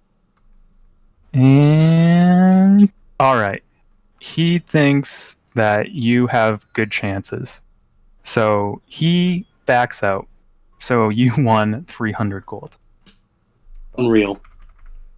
So you're raking it in. Bad. And the elven maiden behind you is continuing to drink. As Let's give her a con save. Huh, okay. Just love to hear that sound. I'm just loving what's wow. This is amazing. And one more for good measure. Alright, there we go. Alright, so you look at the elven barmaid, she's starting to feel it, and she has like this weird glow about her. You're thinking that there's some side effects from the harpy's tears, but they don't really seem that bad. She seems drunk and looking like she's in good health. I don't want another rape scene here, okay? Tom gave us that one last. Not trying to have it happen again. You're welcome. You are welcome. I mean, this will be, player to NPC. So, I don't know. We're gonna see how this all works out. He's playing a monster character, but I don't think he's a monster. So, let's see how this all plays out. You are up. Well, what the hell are you up? Like 200? Well, at least 500. Yeah. And some change. Yep. 503 actually. Oh yeah. There you go. So. Super easy, barely an inconvenience. Right. You got a drunken elven maid. What is everyone else doing, Tom? I came back and was basically, after I took care of the stuff and things that I was dealing with, I think I was heading back to that sort of like library / mage's tower you were talking about. Yep. Okay, so you're heading over there.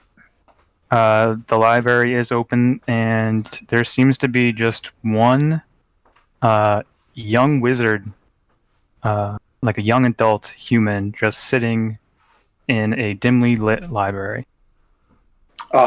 Does he like what does he look like? Does he look like a human? Does he look like human. Somebody? He looks like Harry Potter. Okay, so this, yeah, he's just missing the scar. That's it. I kind of want to paint the scene here where I walk into this space, and I am now a half orc with like a strength score of 23. So like my sort of physicality must just dominate the room as I walk in. You got your swell on and everything. Yeah. You just used all your muscles to like just dominate that wood elf outside. So you're pretty intimidating presence. I'm about as yoked as possible, and as I walk in, I just kind of look at this guy, and I'm like, "Hey, who do I talk to about adventures around here?" And he's just kind of coughing and just awkwardly like looking up, and he goes, Adventures? Clearly, it's not you. Where's your boss? I am the only one here. I am protecting the library at the moment. There are other wizards, but you should probably call your boss then. uh, I'll be waiting. I don't know if we are in need of services just yet, unless you have some kind of relic you are searching for. Do you know why you don't know? Because you're not paid enough. Go get your boss. I am the one that is. I'm gonna intimidate this guy. I'm gonna intimidate this guy and go get his boss. All right, go for it. All right, come on. Kind of waiting for the I am manager part, but 18 on the die. Are you gonna let me use charisma or strength for this? this is out of control. Why would I will give you a bonus to this. Oh, what did you get? Intimidation is a total with a 19 on the die, a 23. If you let me use my strength, it's much higher than that. 23. He is pretty horrified. He's kind of cowering right now, and he goes. You can see him kind of shake and whatnot. He goes, "There is no one here but me." And then he's shaking his hands. I look at him and I'm like, I know. Go get your boss. I'll be waiting. I am the boss right now, and I think it would be best if you were to leave and come back at the morning hours. I just saved this town again. I think it's best if you go get somebody for me to talk to. I'm waiting. All right. He's still kind of intimidating and cowering down. Don't. And you can see he's kind of just shaking there, and you think you might need to ease up on him a bit for him to regain control. I'm gonna look at him and be like, listen. First of all, you need to start working out. Second, I'm not gonna do anything that's gonna hurt you. But I don't like to be trifled with. And I'm looking for adventure and from some coin. You gotta go find the person who's gonna give it to me. Go get it. Okay, so he starts to regain some of his composure, and he's, You're welcome. He's getting up, and he's just closing his eyes, and he says, "I think it would be best for you to leave." I'm gonna look at him and be like, "Son, I thought we had reached an accord. I don't think you want to tell me something like that because it's not going to work out well."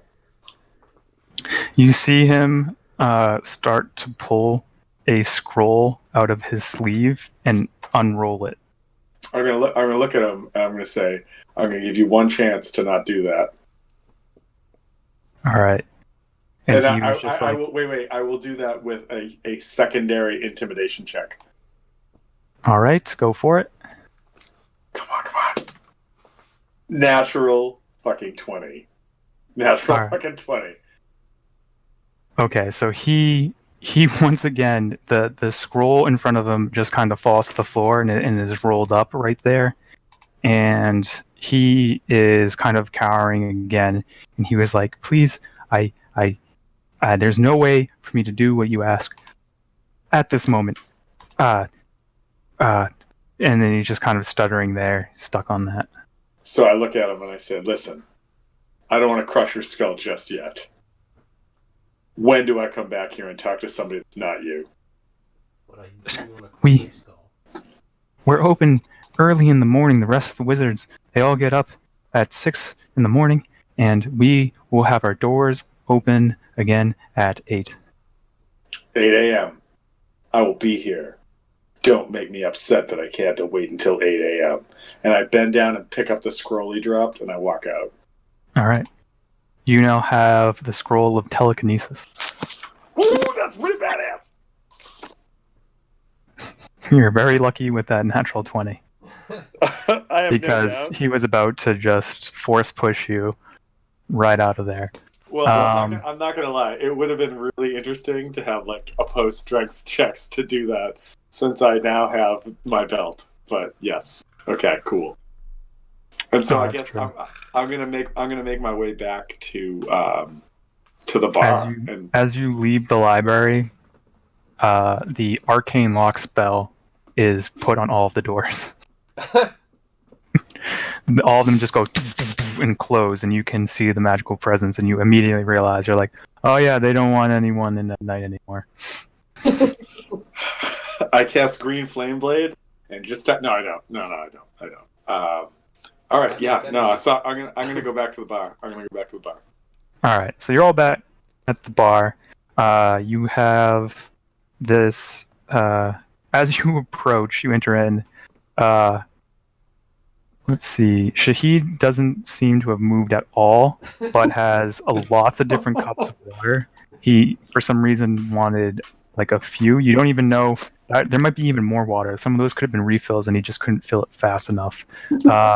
Wait, I have a question. I have a quick question. Shahid, do you get drunk on water? Is that actually what you're doing right now? Listen, you don't need to know any of my strategies at the moment. No. Okay, all right. I was just asking questions. That's all. All right. Fizzat seems to be sitting in the lap of an elven maiden who is partaking in the fun. Seems to be a little inebriated, but is radiating. And he's having a great time, and you see him. He just kind of has pockets full of gold. What do you guys do? It's anyone's call. I think really I'm just back to maybe have another couple beers and just wait and then figure out what we're doing. At this point, like where I'm like I have drank such an obscene amount of water where people are starting to actually look. Mm-hmm. Have you drank? You have. I knock all the cups off the table so no one thinks it's suspicious. Let me say like. Let me can I like take a perception and see like everybody's recognized that I've drank about 30 different 30 glasses of water, not different, but 30 total glasses of water. I'll do a couple perceptions of checks around the bar. Hold on. Perception. Oh yeah, for some reason, everyone in the bar is impressed by this. It could be, dude. I rolled 5 times and they're all over 15, and that's what was the DC for this. So everyone in the bar is just like, "Oh my god, This guy drank so much water," and they're like, "Does your shell fill up with water?" They're like confused, and they just have a bunch of drunk people. He probably keeps it in his shell, though. I mean, right? Now I say, anybody want to see if they can outdrink me? Are you going with water, or that's implied? 100% water. 100%. Oh my god. They're just kind of there for the spectacle. They're just kind of looking around. Meanwhile, the Elven Maiden brings over some Demon's Breath for herself and Fizzat. Do you partake? Oh. Fizzat. Oh, yeah. What? All right. Yeah. All right, so you're... She brought it over? Yeah. Oh, yeah. So she brought it over and gives it to you. Give me a con saving throw. Ooh. That's an 11, I think. All right. So you're starting to feel it. It's not that bad, but you're like, oh. And you're kind of just you feeling the motion, feeling the rhythm, and you look at her and you're like, wow, she's even more prettier. And then you look around and when you look at Shahid, it looks like he's just underwater. So he's sitting there and you see him perfectly clear, but you just it's like he's in a tank of water, but it's just on his person. And it's just kind of swaying over him. You look at Farouk, and just looks like Hercules right now, but with boobs. So you're starting to get like a little bit of a hallucination going on there effect with the dragon's breath. Nice. All right, what else? Give me a performance check. All right, come on. Oh, that was only a 3. All right, you get like a little burp under your breath. Let's see this maiden. Doop doop doop. Oh my god! Holy shit! So she takes a swig of the demon's breath, and she belches, and she turns away from you, and she lights this guy next to her on fire. She burps on him, and he's just doused in the flame. He rolls back, and he's stopped dropping, rolling on the ground. And then she just kind of pats herself on the chest, and everyone's laughing, and this guy's rolling around on the ground. Okay, so I think Fazat just fell in love. I was just going to say, she's perfect for you. She is perfect for you.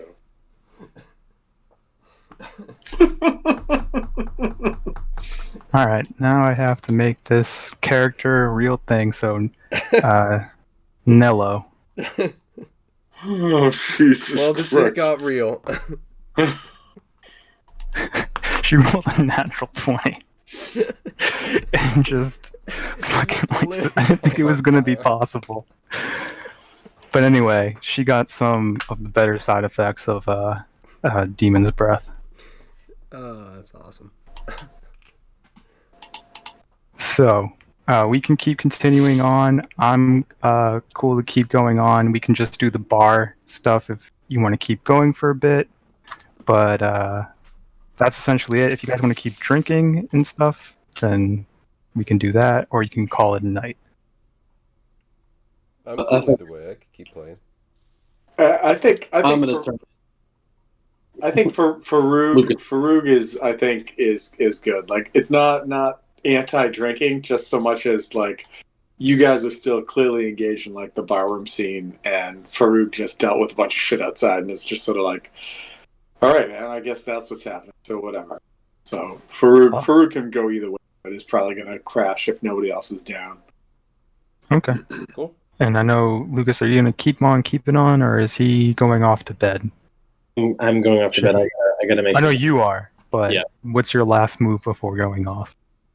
I quickly, I nobody has seen it, but I have hooked up a catheter to myself and have been doing some weird shit where I connect it all the way to the urinal, so I never have to leave, but I can stay hydrated this whole time. Give me a stealth check. Oh man, I hope it's good. It seems legit. Seems legit. Yep. My stealth is fucking awesome, so you guys are gonna fucking lose your shit. Okay, 25. Oh, okay. So you rolled pretty high. So you have like this mechanism going from Fucking your ranger, that's why. That's right. from your shell, and you found a place underneath the floorboards, and you just kind of put like this straw right through there. So you're just it's going Taking right care of through. business. No one can see it, so everyone, you're just drinking and pissing all night, and no one's the wiser. And they're kind of obsessed that you're like a turtle, and they're trying to figure out like how much can he store, like what is this. So people are making bets on you. You can start putting bets in and whatnot, but that's what's happening with your story. So Can't wait. cool. So that's you. You're resolved. Right. We'll continue on with the other events of the night, and yeah. So I have one question before everybody disbands. So, one, next Monday, and two, this coming Wednesday. What is the plan? Am I getting Starfinder ready, or what's the concept or the go-to? Because if we're gonna play this, I'm totally down. If we're gonna do Starfinder, I'm totally down too. I mean, if I were to put in my own personal preference, I don't know Starfinder. I can't do anything this Wednesday. I can do Mondays, most likely. I am curious to see where this is going. I know it's been a while since we came back on TJ's thing, but I figured, while we got it, might as well play out the scenario he set up and go from there. Yeah, no, like 100%. Like I'm down to play whatever we're doing. I just want to make sure that if I need to have something ready, I got it ready for you guys. That's all. Okay. Yeah, I'm good. I can let you. I think if Lucas is playing, I think we play some, some stuff. We could always, I don't know what type of thing is going on with Terran in terms of being able to play again or when whatever's going on with whatever. But if that's something, if we wanted to have something real quick and kind of get something where Terran is kind of off to the side, if we wanted to continue with Traslo, so we could have kind of a story after we finish this one up or whatever. I don't mind doing Starfinder later. I just figured, learn it first. All right. Well, I mean, the other thing to say too is like I had like a ton of ideas of what to do with everybody's characters. Well, I mean, not to do with everybody's characters, but like storylines for everyone's characters after Barovia. So, like, if people are interested in delving back and getting involved, because I know we did that one-off with Archon and Eleanoa, and that was fun. But like, I've got a lot of concepts that I put into that too. So, whatever you guys want to do, I'm down with. I like the Starfinder thing. Just like if we're interested in pursuing that, I just want to say to Lucas, like, trust me, man. Like, nobody knows what the f we're doing. Like, we're all just like feeling our way through that. So it's like brand new territory for everybody. So it's not like anyone like if you were like, hey, let's do this because I want to play like a little mouse person from Planet X, and that's what's going to happen. Great, do it because nobody else knows what's happening. So. But just keep me posted. Let me know. And if we're going to play a game and I get to be a character, awesome. But if you guys want to play a game where like I make it happen for you guys, I'm happy to do that too. Well, so, I mean, not to give too much of a spoiler, but I've actually also been brewing up some ideas on my end on running a session or two. But cool. I'd like to see what TJ has in store. And I figured it's you ran the DM thing for so long. I imagine it's also fun to play as a player once in a while. So I figured let's most definitely, yeah, and go from there.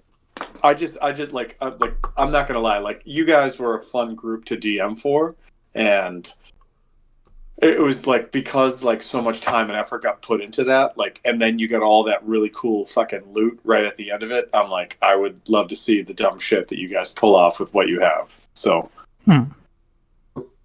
Especially whatever it was like the crown of gems or like the gem of discord or something where basically each gem that's in this fucking helmet allows you to just randomly cast spells. Like it's crazy. I don't. We'll never get back to that, but for now, I think we'll stick with what we got. In my opinion. No, that's cool, man. I'm like I said, I'm down to play or run or do whatever. Very cool. Well, if you guys want to do this again next Monday, I'd be down. I should be able to continue doing this. I'm kind of back on a more consistent schedule again. Sweet. So I can swing Mondays pretty consistently. Unless they did.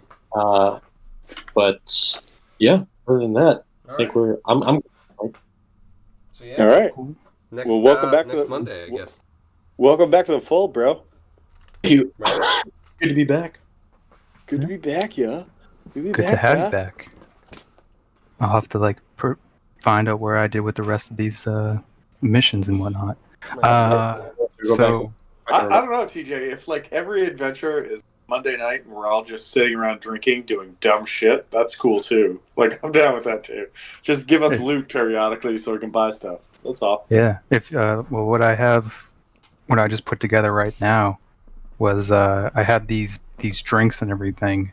The effects, I didn't have the names, so I had that. But if you guys just went straight to bed, we would have went on with the events of the next day and whatnot, and then expanded like the world a little bit. But I'm like, how much of these drinks can I use? Are we going to see any of these effects? And we just saw a lady light something on fire, so I'm pretty satisfied. All right, cool. Yeah, so I'm pretty next week, I'll let you know about Starfinder on Wednesday, but twice a week is kind of rough. So. Oh yeah, well, again, it's one of those things where like if people are available and we can do it, awesome. If it's not, like if it's something that That's like not a possibility. yeah, then it's not a possibility. Then it's just not a possibility. That's all. I would want to do Starfinder with all you guys. So like, I mean, I think we've only had one. I mean, we had like a session where we kind of like figured out like what we were kind of gonna do and just kind of talked about it. And then we built characters, and we've only had the one session. So I mean, it's something where if you wanted to, I mean, we could always, talk about it at some point so that we can like figure that out and just like get us all involved with it. Sure. I remember how hard it was when we created a character for people and then had people playing for other characters at certain points. Yeah. It was rough, and it's just not the same when you have 5 characters and 3 people are running those 5 characters. So, and especially since I mean, I just started back up again with another D&D group. So like, that's 2 characters I'm already kind of keeping track of.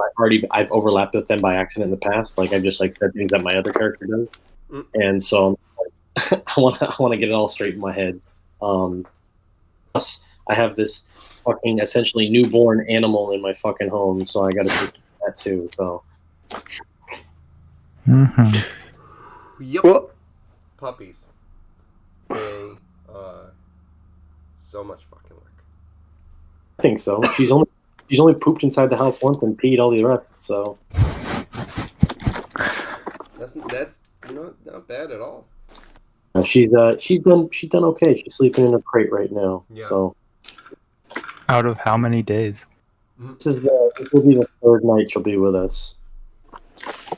Okay. Poop once. Before that, she slept with all her brothers and sisters in like a pen. Right.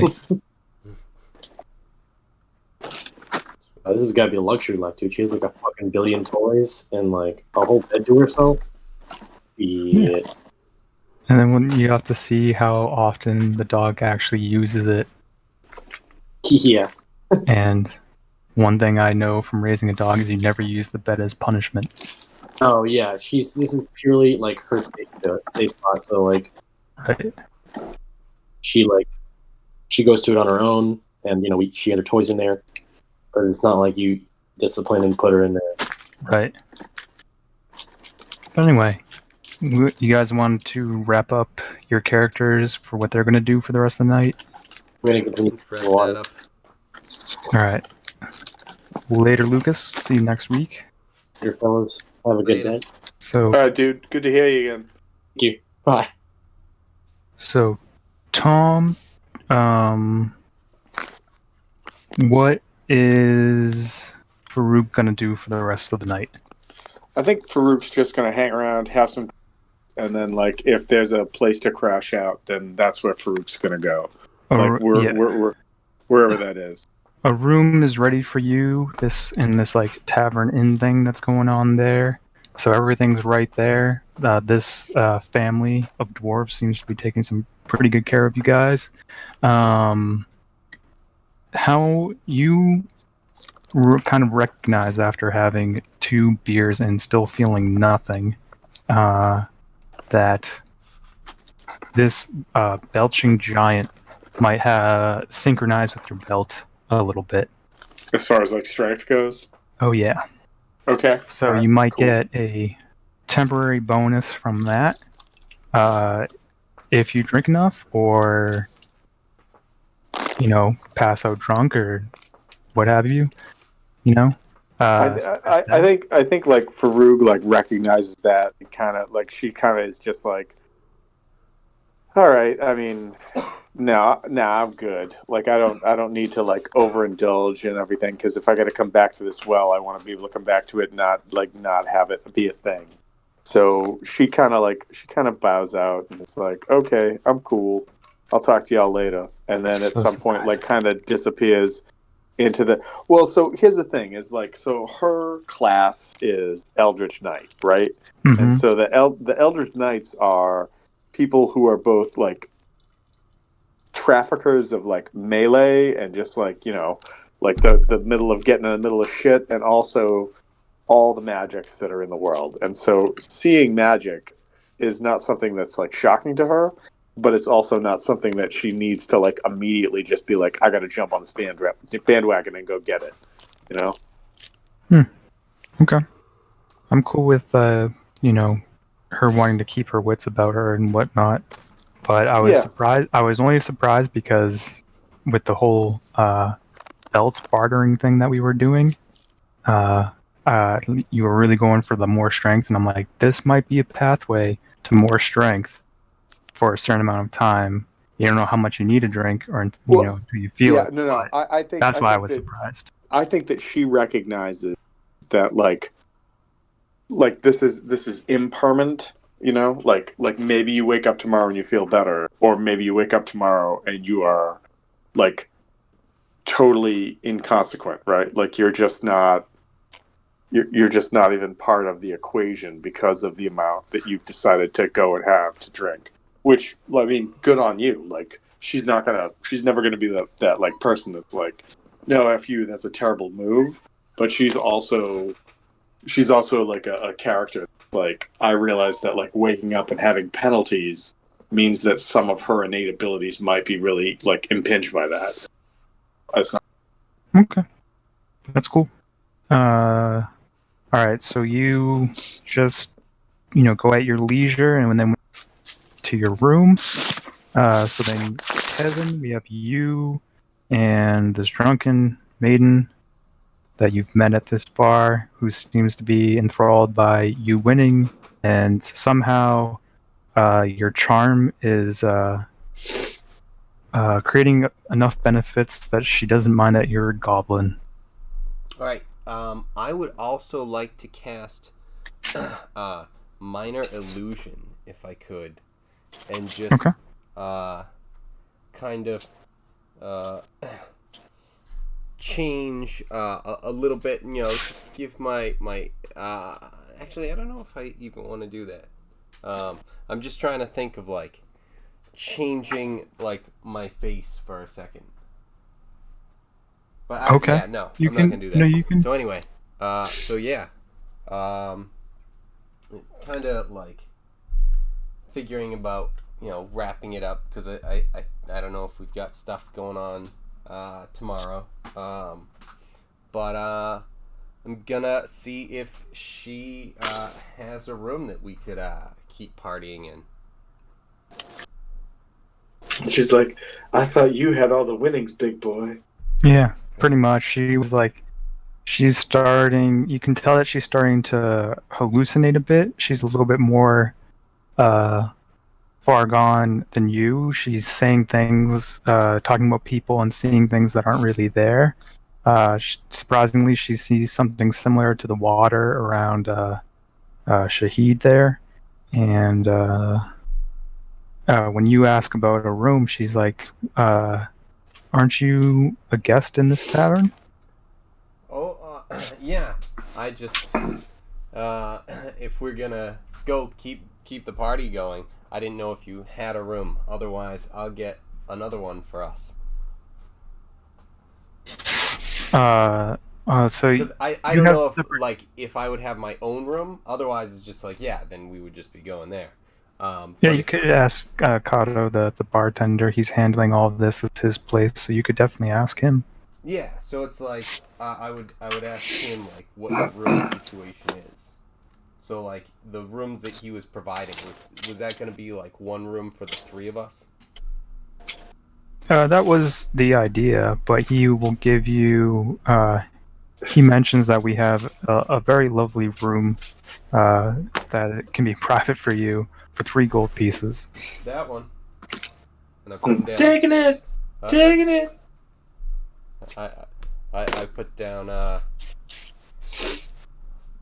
I'll put down 5 gold pieces, and ask him to get it nice and ready.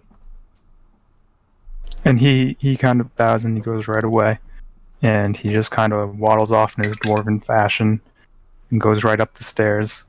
And then he said he'll come get you when it's done. Because I just would love for it to be regular height, and we're both reaching up to put the money on. He reaches up and like his hand is searching for the money up there, and he's like, "Oh, cool. I got this." Well, so I might be missing that last part. So like if because it's a goblin with a dwarf, if there was like Yes. a counter that we had like in between us, that's all I imagined all of a sudden. And they're both like shorter than the counter. So Oh this yeah. exchange happens He's kind of all- like raising up his hand a little too high, and then Right. you're trying to get there. and you climb you up. just hear clinks on the counter, and he's like, "Oh, okay. And it's trying to look for Hold him. on. I'm gonna go get a stool. I can't find it." Exactly. So it's a very awkward transaction, and then he heads upstairs. But once he gets all the coins, he goes, "Oh wow, cool. All right, great." Cool. So, is there anything you say to the maiden? Are you inviting her? Yes. Okay. All right. Let's get a persuasion check. Okay. This one. Here's where it goes. 14. Well, she rolled pretty poorly because of that disadvantage. She got a 17 and then a 2. Nice. So she was like, like kind of resistant. You could tell like her, I guess, elven self is like, no, you can't do this. You'd probably just be shunned from the elven community. And then she's just like, but this is so much fun. So she agrees to keep the party going with you. Cool deal.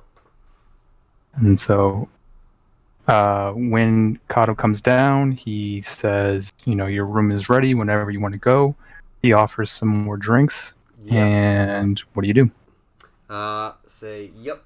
Those drinks. Could we get a, what do we want? Like the harpy one, or maybe some of the beer?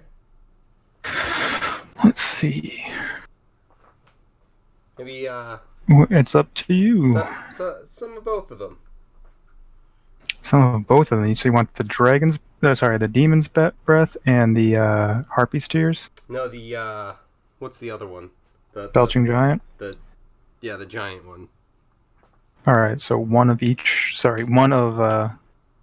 Two belching giants. Yeah, two of each. 2 harpies and 2 giants. No, order all of them together and then put them into one glass and suck them down.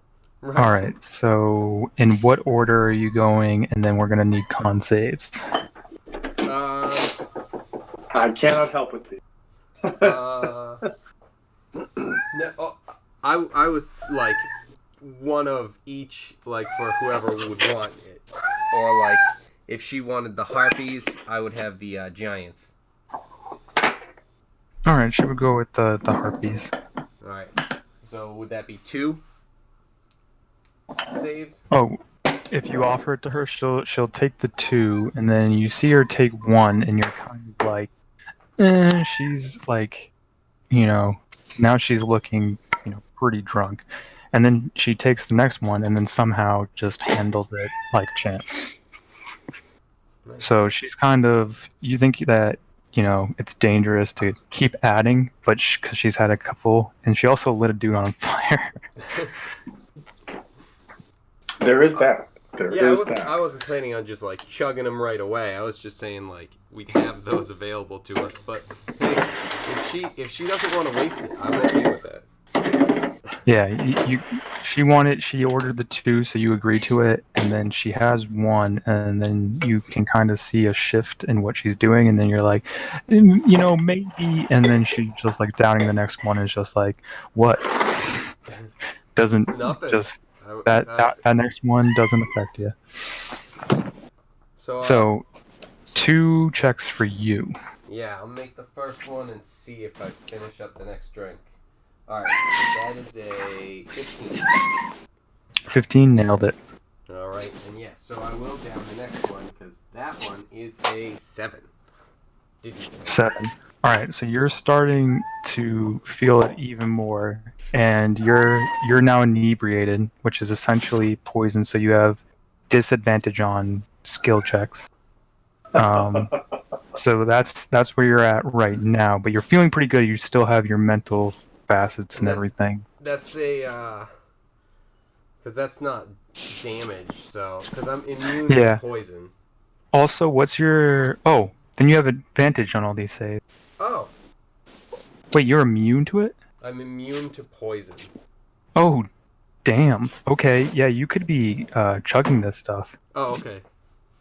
Then yeah. You're like your key is cleansing you, so you drink some belching giants, and with this one, this is your third belching giant. And what's your strength score right now? 11. 11? Alright, I get that was going to be like an 8 or something, because that would be a big bonus, but because you're already in the positives, you get up to 12. Oh. So you're feeling pretty good.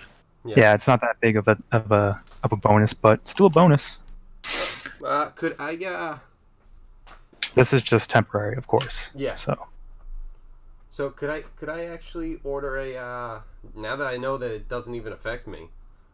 Yeah, your key is kind of protecting you there. I'm gonna need to start collecting key points, but eventually, just because there needs to be something with this, and you're not a drunken master, you know what I mean? Yeah. But like I don't know like what it is, because I just like I'm looking at my thing and it's like it just says damage immunities poison. It's like that's right. That's like level 10 or some shit. It's crazy. All right, so what do you want? The demon's breath or whatever. All right, demon's breath. So you take, this is your second one. So you take that, swig it down. My third. Oh shit! One with her, one with that's right. Farouk.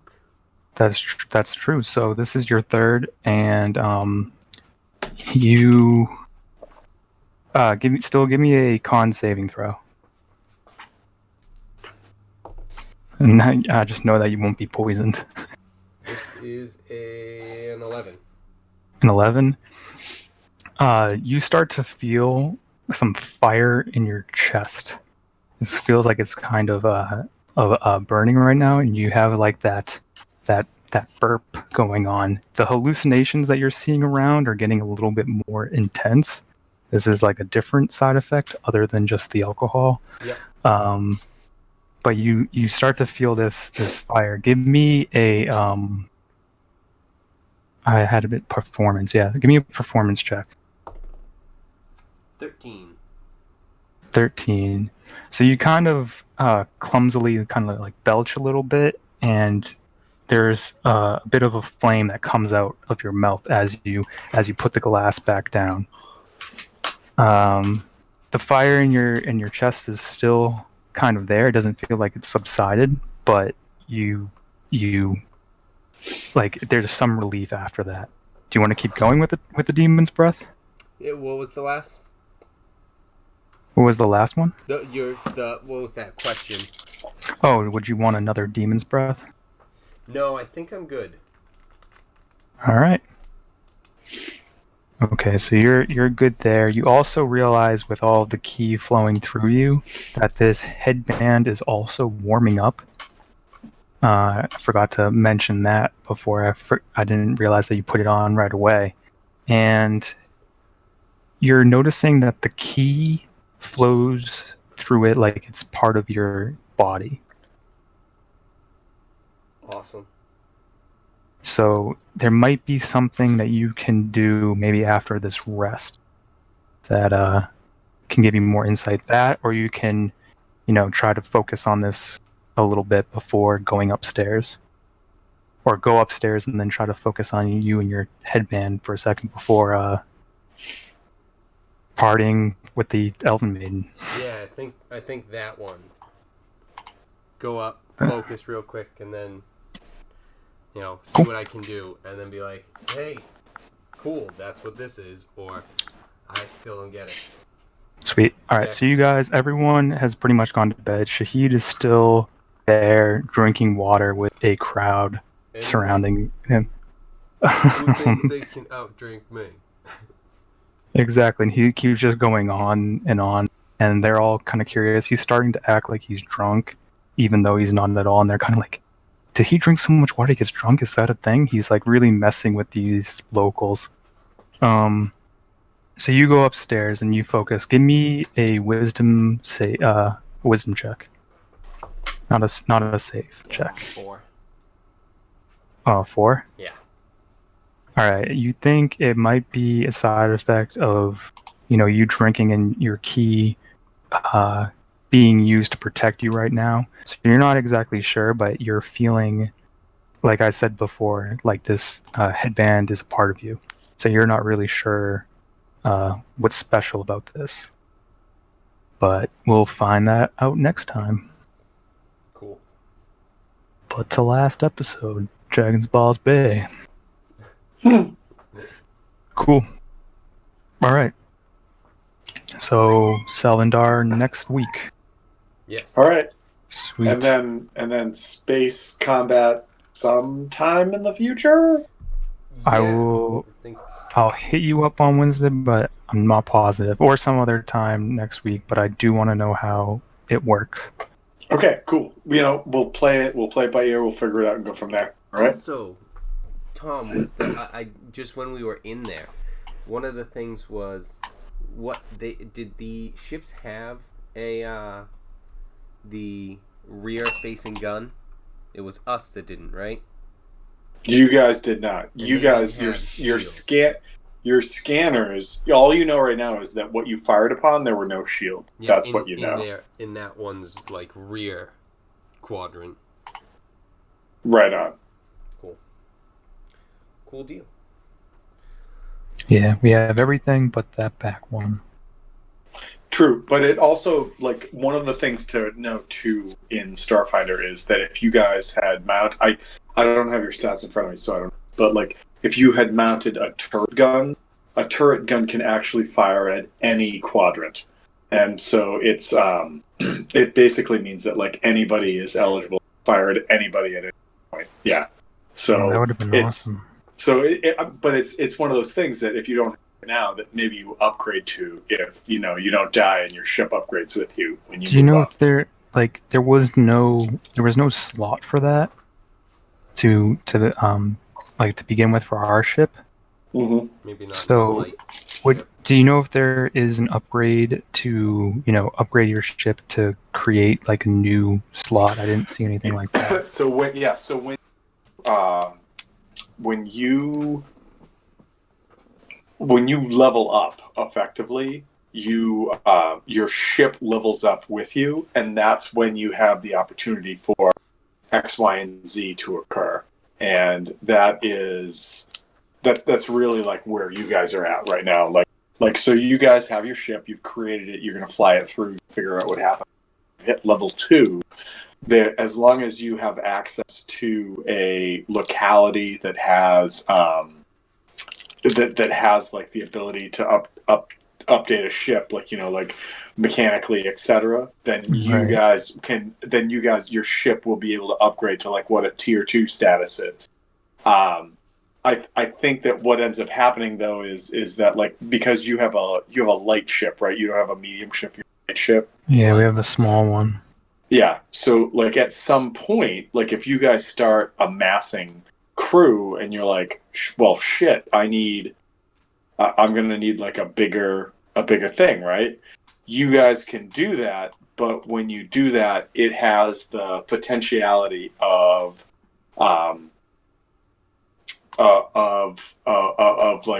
saying that you need to find a locality that does that, and you're gonna sell your old ship and then go in from there, and so. Not that any of that is something that you guys can't pull off or get done. It's just that stuff you got to take into consideration as you move forward. And talking about this shit just makes me want this game. But I'm excited to resolve the combat that you guys went into and then go from there. And so first of all, it was super cool to hear from from Lucas tonight, but it was also one of those things where I'm like, well, shit, like if I had known he was going to be here, I fucking prepped an adventure that everybody could have jumped into, but whatever. It is what it is. So Yeah. No, but this was good because we can we can continue with this one and finish this one up, wrap it up, and then go into different stuff. One of the things, like when Barovia, Barovia itself was coming to a close, was kind of like having a break from those characters, going with something new and like a different character, and then it was just like, then we lose Terran too, and it's just like, all right, well, let's go with Starfinder. Oh, Lucas is back. Oh, what the hell's going on? So it's just jumping all around. It's all right, well, let's adjust and see where we go. Yeah, most definitely. Like I think that my thing is that like I like, if I'm playing a game, I want to get like super invested in it. If I'm running a game, I want to get super invested in it. And Starfinder, because it was so new and there were so many things to learn about that, like and the fact that like it took me a week to realize that I had to have the other ship actually fire at you with like a minus, and then we had to resolve that, and then like tonight X jumped in and I'm like, we're never going to get to that. It's just not going to work. Right. It's just not going to happen. It's, but such is life, right? Like so like I'm not complaining. Like it was like I didn't know when the next time we'd hear from Lucas was, so it was super cool to suddenly like have his voice back on the radar. Right. But anyways, that being said, we'll figure it out. Like this coming Wednesday, if people have availability, they have availability. If they don't, then they don't, right? And we just do it from there. So whatever. Yep. All right. Exactly. It sounds good to me. I also, I don't know if I found the same Reddit thread that you did, Kevin, about that whole augmentation thing. And I think to just, or not augmentation, armor upgrade. I think the best course of action is just to stay away from it, because there was not much debate about it with like, putting that upgrade in an android. But someone was saying like, I'll just give them a +2 and call it like for damage reduction and say that's fine. And then someone was just like, are you crazy? Like, what will that do to the game or something? And they were like, there's an augmentation at a higher level that gives you 2 damage reduction, and it costs 6,900 something credits. And they're like, are we talking like, Starfinder right now? Yeah, Starfinder. Okay, all right. And he was like, that would give you, that it's at a higher level. It's at like level 13 or something, and it costs a ton. And he was like, that gives you damage reduction 2 for like everything. And then I remember that we were talking about damage reduction 5, and I was just like, cool. But I have we all had no perspective on like what that would go for. And I know it was only for physical attacks. Yeah. But I'm like, after reading all of this, I was just like, I should probably just not put it in the android skin and just put it on the armor. Yeah. So, just to make things simple. So I think I hear what you're saying, right? But I also think that like a lot of stuff that I'm reading in Starfinder is that like the core rule book, which is what you start out with, they put that out there after a bunch of playtesting, but it didn't mean that people weren't going to be like, well, shit, well, why don't I just do X, Y, and Z? And with that, I don't want to restrict you as a player from doing whatever, So no, I totally appreciate that. I'm just, and I liked all of the things, and I know it'd be a huge benefit to me, but I don't want to be, a player that is so overpowered that there's no threat to him at all, and then the rest of the party, like, you keep making something stronger. From back here. Yeah. No, fair enough. So I get it, but I also think that like So one of the things that I was reading in the core rule book is that like Starfinder is such a new system with such a vast expanse, right? Like it's not like even though when we think of D&D, we say to ourselves like there's so much going on, because there really is. But at the same rate, we're talking about a concept of like a world, right? There's parameters around it, and what we don't see in the concept of D&D generally is this like a world within a world, or a world where like in one world this happens, in next world this happens, like gravitational effects, right? So if you're on planet Earth, everything's cool, but then you guys fly out and you go somewhere else, and like it's a shit show because that's not where you're at anymore. And so I'm just thinking, this is really cool stuff. Let's sort of modify it. Let's play with it. Let's see what happens. And Totally. And right. And so like one of the biggest parts of that for me is I want to make sure that you guys are having fun when you're playing. And I think that the way that I make that happen is by saying like, okay, so what do you guys want to do? Like, what's your equipment, whatever. And you're like, hey, I want to put this tensile shit into my armor upgrade. And I'm like, can we do that? And we took a look and did whatever. And yeah, some people are going to be like, dude, that's so OP. It's no bueno. But it doesn't mean that later on, if you had earned enough credits, that you wouldn't have something that would be doing that already. So Totally. that's why I'm 100% on board with just saying we're going to go with what we said already. Like I'm not going to worry about it, and that's that. Right. So, but that's what like I'm saying is like the little that I learn at a time. Like when I first presented it, I'm like, what would happen if this? And then everything that you gave me, that you said like you would have 5 damage reduction for physical attacks only. You wouldn't get any help with energy, and I'm like, that sounds fine to me. I don't know what it's going to do, but it sounds fine to me.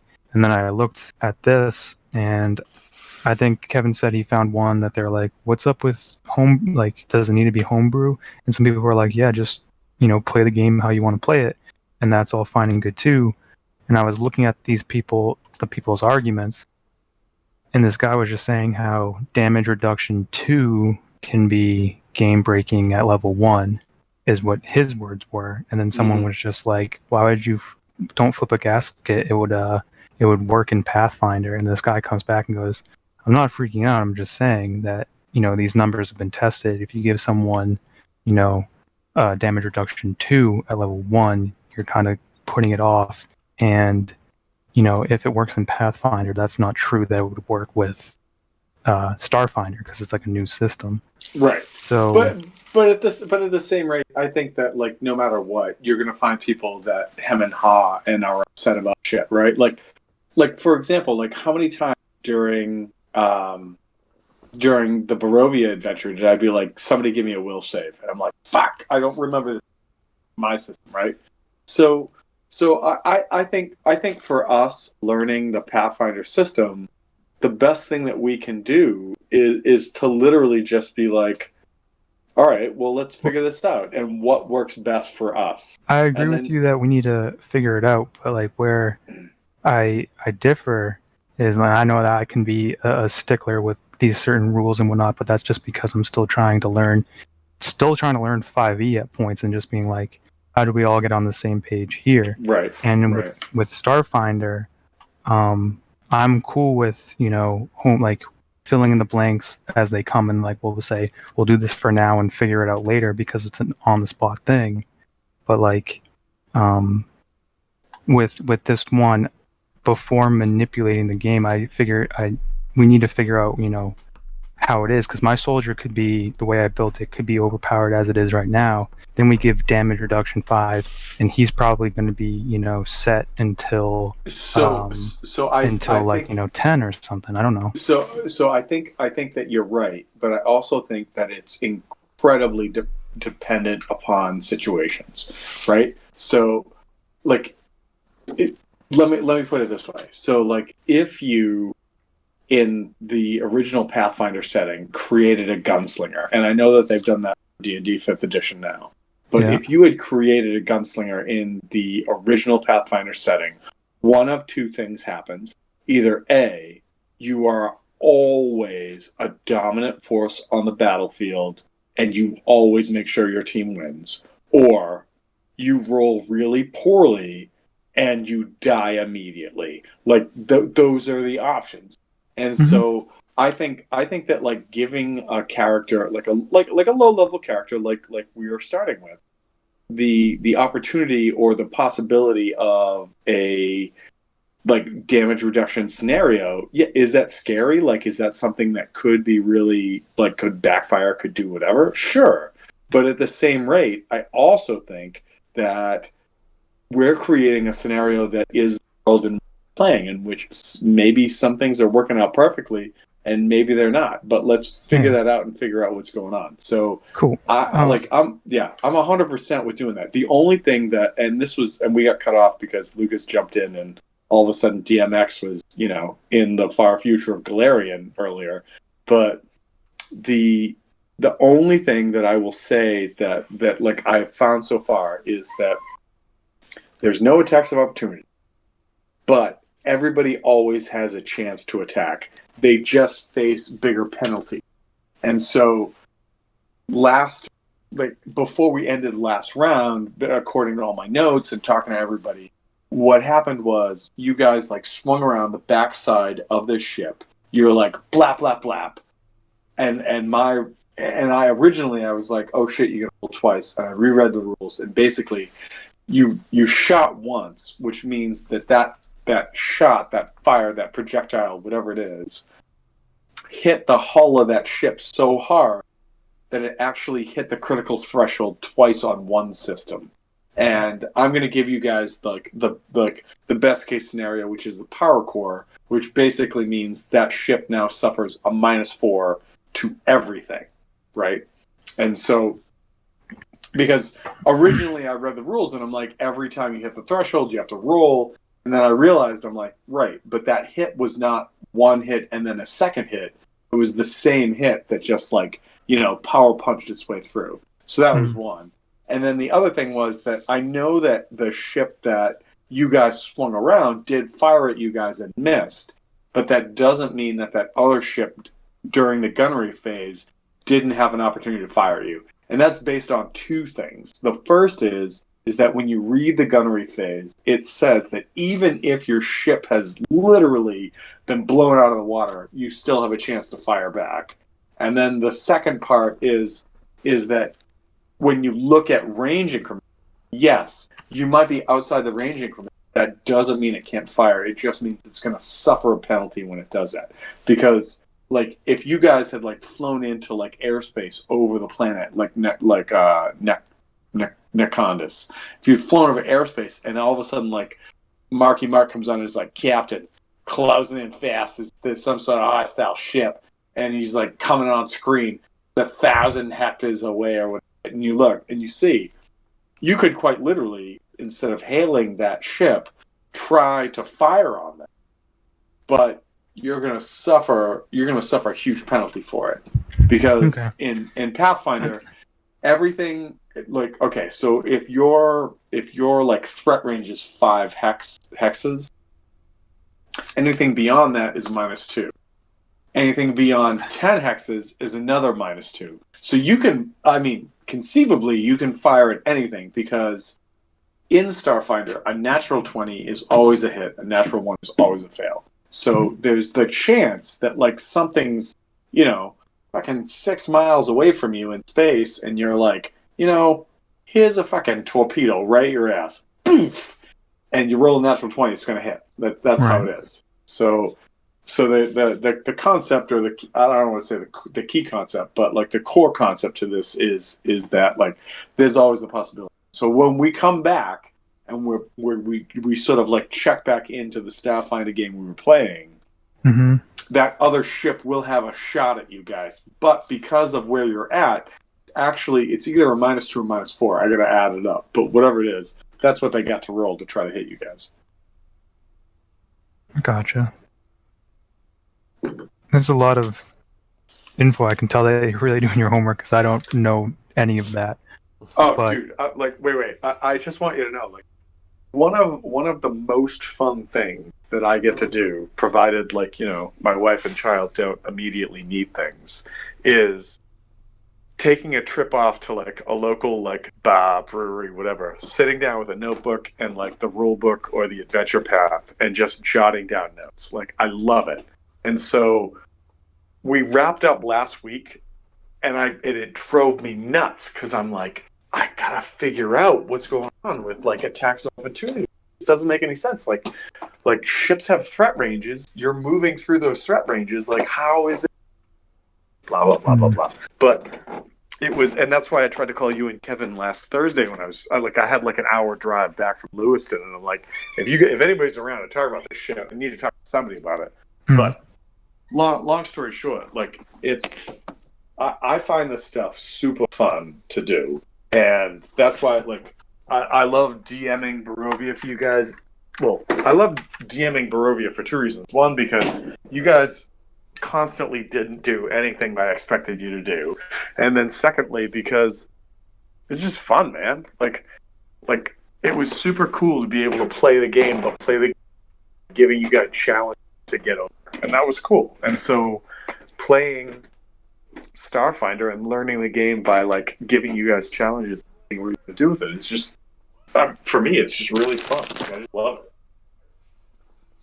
Yeah, I get it. I just with that whole thing, it was just a question because I just like to tinker with the mechanics and everything like that. So that's what I go for when I'm starting stuff up. And I saw this and I'm like, how the hell would this work? And I liked, our conclusion, and it all followed through, and it makes sense. But I don't know if they found this or because they were, what would you do? And it was like this doesn't have an item level period, so it wouldn't get any bonus. But the way that they mathematically wrote it down, if you do like PEMDAS or whatever, it's like Right. you get a fifth item level right off the bat, and you add hardness, and then hardness is damage reduction, equally. And this is supposed to be something good, so that if someone's aiming for my armor, they don't just break my armor. You can't just say your armor broke and be like, wait, don't I need to roll for that because this, and that's why it's there. So like putting it on a person just kind of messes with that whole system. Well, so And, I think it would be like a case by case thing, right? Like, so if somebody casts something against you that was like for like a 5e reference, that was like a shatter, right? And as a construct, because androids have like some construct, like stuff and things. That's one of the things they're constructed, yeah. Right, and so as a construct, I think that you are particularly vulnerable to like sonic or like a particular type of attack. And so like if a shatter attack against you was like that, then it wouldn't matter that you were reinforced. You still have the subtype that is that. Yeah. But for everything else, I mean, well, I know it's I think- situational. So like if you said, you wouldn't give it to me if it was energy. Energy is normal, the same with everyone else on our team. I'm just saying, when it comes to the kinetic one, I would be a juggernaut on the field. There would be no threat that I wouldn't want combat to be, boring for this one character. It's like, oh, let me go to this invincible character who's playing, using cheat codes, playing God mode in Skyrim and shit. Now, there's no threat there. And then, I have my mystic, and my mystic is struggling because, So I agree with what you're saying, but I also think that like, if you decide to play your character as a juggernaut, you're going to expose yourself to way more potential damage. I know that all characters aren't created equal, and then eventually, like in 5e, like we said, like the spellcasters, they go crazy, and then like the martial things, they're not as strong or something like that. And we never got to like that point, and it's going to be wonky regardless. But with this, like I understand that they're all going to be different. They're going to have their pros and cons, and every situation is going to be different. But to just slap on, such a high damage reduction at this level is just, we have no idea what it's going to do. No, so I think I disagree with you in the sense that because we're giving you a benefit early on in the game, it's easy to find a way to either minimize you to move as we move forward, or to find ways for other characters to catch up with you. I think it's when you have mid-level, as a person who's DM'd for a while, I think that when you have mid-level characters and you give them things that make them nigh impossible to beat, your only options are to make the entire party face situations that they can't correspond with, or you have to kill off the entire party, right? And give that's what you're left with if your goal is to actually create an equal playing field. And so I think that if your character starts off with this and that sounds really cool, well, that's cool. But it also means that unless you're going to wear other armor, which maybe as the DM, because I see how shit's going, I say conflicts with stuff and things, which is a possibility, then I mean, I don't want an item just to be given and then taken away, and I don't want it to feel like just a pawn in a thing. I don't want to be like, hey, we're going to make you overpowered, then we're going to just take that away. No. I guess in the shield. I think that I think what I was saying by that is that let's say that you are you take Tensile, right, and Tensile makes you super OP for the first couple of encounters. Okay, mm-hmm. I mean, shit like that happens all the time in any D&D setting. The difference that we're talking about right now, though, is how does that run out in the longevity? And so maybe that means that when you're hey, I've got to I want to upgrade my armor and go do this. Maybe it means because I as the DM, I see it doesn't work out so well. I'm so if you're going to upgrade, you actually have to upgrade a level higher in order to do that, or something like that. So I'm 100% on board with seeing where shit goes. Okay, I've read through the players several times, and one of the things that they talk about constantly is, rules of fun, making sure things equal, blah, blah, blah. And okay, great. And so, but at the end of the day, there are always going to be questions, concerns, or arguments about a specific rule. And as the DM, your job is to make a call and then see what happens. And so in this case, you raised something really interesting, and I was like, shit, I didn't know about this. And so I'm okay, so I made a call, and if we find out that call is terribly OP, then we'll figure it out. But if it's not, then it's not, and we'll just go from there. And that's that. Yeah, I mean, that's why I was just bringing it up now, saying that from what I've read, putting it on there, it sounds like it would be terribly OP. Granted, I still don't know all the dynamics of whatever, but I've only focused on just this one piece, and it sounds like, it would be bad. So if I were to put it in an armor slot, my character wouldn't get that bonus.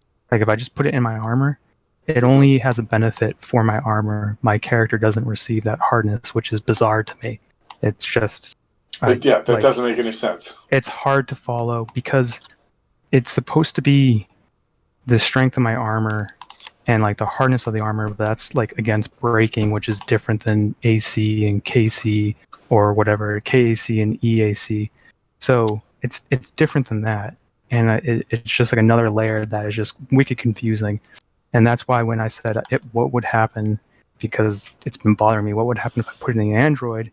Like I said, your solution seems sound and everything like that, but then it just doesn't have the same effect, because it wouldn't really, or it shouldn't come into play unless they're I want to break this character's face, and he's what's the hardness of his face? And it's well, you wouldn't even do that. It's not an item, Right. It's weird. There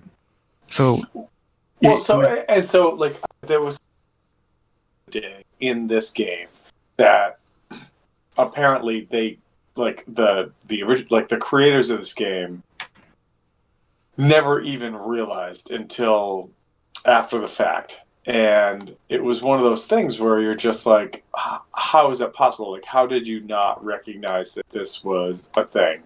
And that was the case. So I'm saying that Totally. I mean, there's going to be exposure and glitches, and I've seen people do speed runs, and they're like, so if you go to this wall right here, and then you do this, and then you turn around, you're at the end of the game. And then they're like the creators are watching, and like, he just beat this game in 12 minutes, and this is like a 3-day game to beat. And it's like, because how did that happen, right? Yeah, because there was just a space in that wall that no game tester ever tested out. They're like, can I run through this wall? No, it's fine. But if you do this and you look down and you shoot and you throw a grenade, and then they're like, oh yeah, now you went to the end and you can just do this ending. And it's like, goddamn. So I think that any game that's worth playing has the potential to be cheated. Like, I'm not saying that in like some sort of like be negative kind of way. Like, I honestly believe that like any game that's worth playing has the possibility of being like totally scammed when you do it, because because you know that like if you lose it's terrible, but if you win it's that much better. So I feel the same way about this, and so I think that for the time being we roll with what we've said, what we've thrown out there for it. And the worst case scenario, like, I mean, and I'm being honest about this, is that we go, yeah, it didn't work out, all right, whatever, blah blah blah, and then that's it. I mean, that's again worst case scenario. I mean, that's what we haven't really tested out, but I thought I would just try to nip it in the butt first, but I'm gonna. It's kind of like when you give someone an item, right? Like you just gave Farouk a +2, like a +1 to her strength. Like, I mean, okay, Farouk was definitely fighting for more than that, but whatever. Mm-hmm. So like you gave a +1 to strength.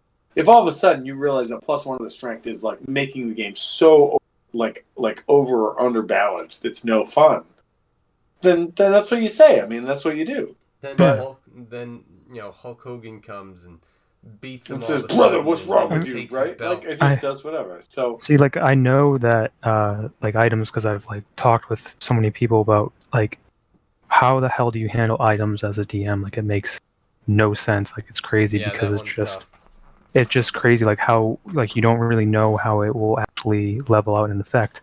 And it's like, here's what you do: you go by the percentage chances of like what it is to hit. What does this do for you? This would increase your damage output by 1, and this would have 5 more % to damage to hit, right? Because you would get that extra +1. So like that's what you're doing when you're dealing with those stats. So like if I were like, I can give you +1 and I can say maybe that's reasonable, and that's why I didn't say yes to the +2. But if I said, hey, we're going to give you +5, and then we'll see how it works, but then I give you, you're hitting 25% more of the time than the other players. It's like, okay, you're having a great time. What are you doing? Right. But like, so it would be the same thing. That's all I'm saying, is just like, your chance to hit wouldn't be anymore, but every time you hit me, you're like, okay, I just did 6 damage and I'm rolling a d6 and that's maximum. You take 6 points of damage, and I go, oh, damage reduction 5. I got 1 point of damage, and it's like, oh, and then you do that to my cleric or my priest, and it's like, okay, all of my stamina is gone. She's open to HP. Someone comes down with another 6, and you're like, oh damn, she's almost dead. And then meanwhile, my guy's like, hey, I can stand over you and not be threatened. That's all I'm trying to say. That's your job anyway. No, that's totally how it's supposed to work. But like, one of my coworkers' games, I was like, hey, I found this exposure thing, or whatever you want to call it, an exploit in 5e, where I can be a wizard warlock, and I get the warlock. I can cast armor, the mage armor at any time. So you get you cast an abjuration spell at will, and I was an abjuration wizard, and I'm like, hey, every time I cast mage armor, I heal my shield. I get temporary HP, and he was like, fuck, it's in the rules. And he was like, it says it, all this right here. You cast an abjuration spell. He's like, yeah, so you can just heal up after everything. He goes, you just chant to yourself and you heal up. In combat, it won't do much good for me because I would only heal my shield one at a time. So it wouldn't be effective in combat at all. Like he said I could do it. He goes, but it's really not that beneficial. What shield? Arcane Ward. Huh. So if you use Arcane Ward every time you cast an abjuration spell, your ward heals by the spell level times 2. So I would just heal my shield by 2 by 2 by 2, and then at the level that we're at right now, I have like 20 temporary HP on me at all times. Oh, that's sick. Because that's the part I was curious about, because it was like, well, if it's only like 6 that you're able to get, and it's like, oh, but you have a pool of it, and it's a shield. Oh, that's sick. Yeah, so like you can heal it up again, and so that's what I've been doing, and then he just remind me of that, after combat. So pretty much I could be dying after combat, but I immediately Back just to 20. Right, just by chanting. And I don't any, he was like, how long does that take? He's like, so in a minute, after a minute, you gain your shields at full again. And I'm like, that makes sense to me. And then that's how we worked it out. So it's useless in combat, but after everything, it's like, we're just traveling. He's like, yeah, there's no reason why it says at will. So there's different exploits like that. And I'm all for them. And then, like I said, I like this, and I'm just giving a warning, like, give it to me, and like I'll take it, because who wouldn't want to be OP on the field? I'm just saying, like, I foresee this going that way, and so like I can listen. If nothing else, I can appreciate this. But what I'm saying about it is, all right. I mean, that's cool, man. We'll play it out and figure it out as we go, right? I'm not overly. I'm not crazy upset about this, so I'm down. All right, cool. We'll try it out. Just wanted to give that warning anyway. I've kept you guys. The worst case scenario is we run an adventure and you're like, Tom, your shit is so weak. Let me just tell you how I'm crushing it every time. And I go, okay. I mean, that's it, right? Like here's the thing, right? Like Barovia, right? Who remembers walking up the stairwell along the waterfall, and then people failing their checks, smashing, and having negatives as they like approach the top of it. Like, shit happens all the time, right? Like it's just how it goes. So yeah. I know it's like the dice rolls. I mean, like, Pavel was amazing at every single check except for the one that mattered, and then he died. Mm-hmm. So there's that. That is very true. And then you had and then you had fucking Jumbo, and Jumbo was great right up until he Jumbo, died. Jumbo died, and then Jumbo was great anymore. But like there was like different things. Like I just like with Lucas's shield at first, and I know that we just said like the shield broke. But he had +4 AC at level 2, which worked for, I think, was it 2.5 or 4 E? You guys had +2 based upon what? Oh, that's right. Based upon the fact that you decided to take a shield off the wall. All right. Well, I didn't plan on you guys doing it, but at the same rate, I gotta as a DM, I gotta be like, that's a fucking real possibility of shit that can happen. So, okay, let's do it. I gotcha. No, I'm just saying, like you said this before. You're like, your favorite thing to do with Lucas is give him really cool shit and then take it away. Oh well, that's just it. Well, I mean, like, okay, so that sounds terrible, but it's also no, it was funny. Like, sorry, I didn't do it justice, but like that was just what I'm trying to say is that I don't want to get like the +5 and then say that it breaks or anything like that. I just don't know. Like, I would want to just discuss it out of game and just say, like, all right, we're not going to do that anymore, or you should equip it to your armor instead, so you still have it. I don't know, something like that.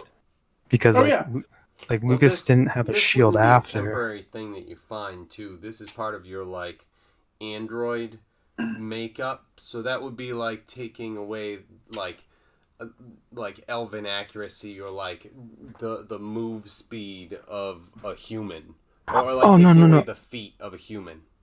No, I mean, he wouldn't take away the slot. It would just be, don't use this upgrade in that slot. Like, it doesn't make sense. Like that, I get. Yeah. I'm just yeah, that's all. Yeah.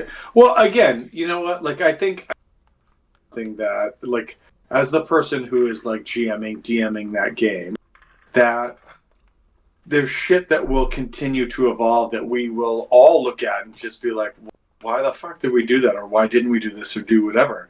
But I think that for me, the concept specifically is to just say, as long as we're all having fun when we do it, then great. Like if you're a level 1 android who has damage reduction of 5 and everyone else goes, Jesus fucking Christ, why didn't I play an android do that? Then okay, great, man. Like, you made some really cool character choices. But if we realize that, like, that moving forward, and we're like, well, shit, we probably could have done a lot better to, like, not do that, then okay, so be it. And then we figure that out as we move. So, listen, man, I think you're doing great. I think you created a cool character concept. And then we're just going to go from there. And that's what's going to happen. That's all. Yeah. Makes sense to me. Yeah, I'm okay with sending the android in first. That's what I was going to be doing with my droid, so. Which, by the way, that's why I figured everybody's down with this. So. But, all right. Well, cool stuff. And again, let's figure it out. So if we can play this Wednesday, we can figure out the end of the Starship Combat. Awesome. And if not. And if next Monday is straight up, D&D 5e action, then Farouk is totally down. All right? Cool. All right. Sounds good. Later, guys. All right. Later, everybody.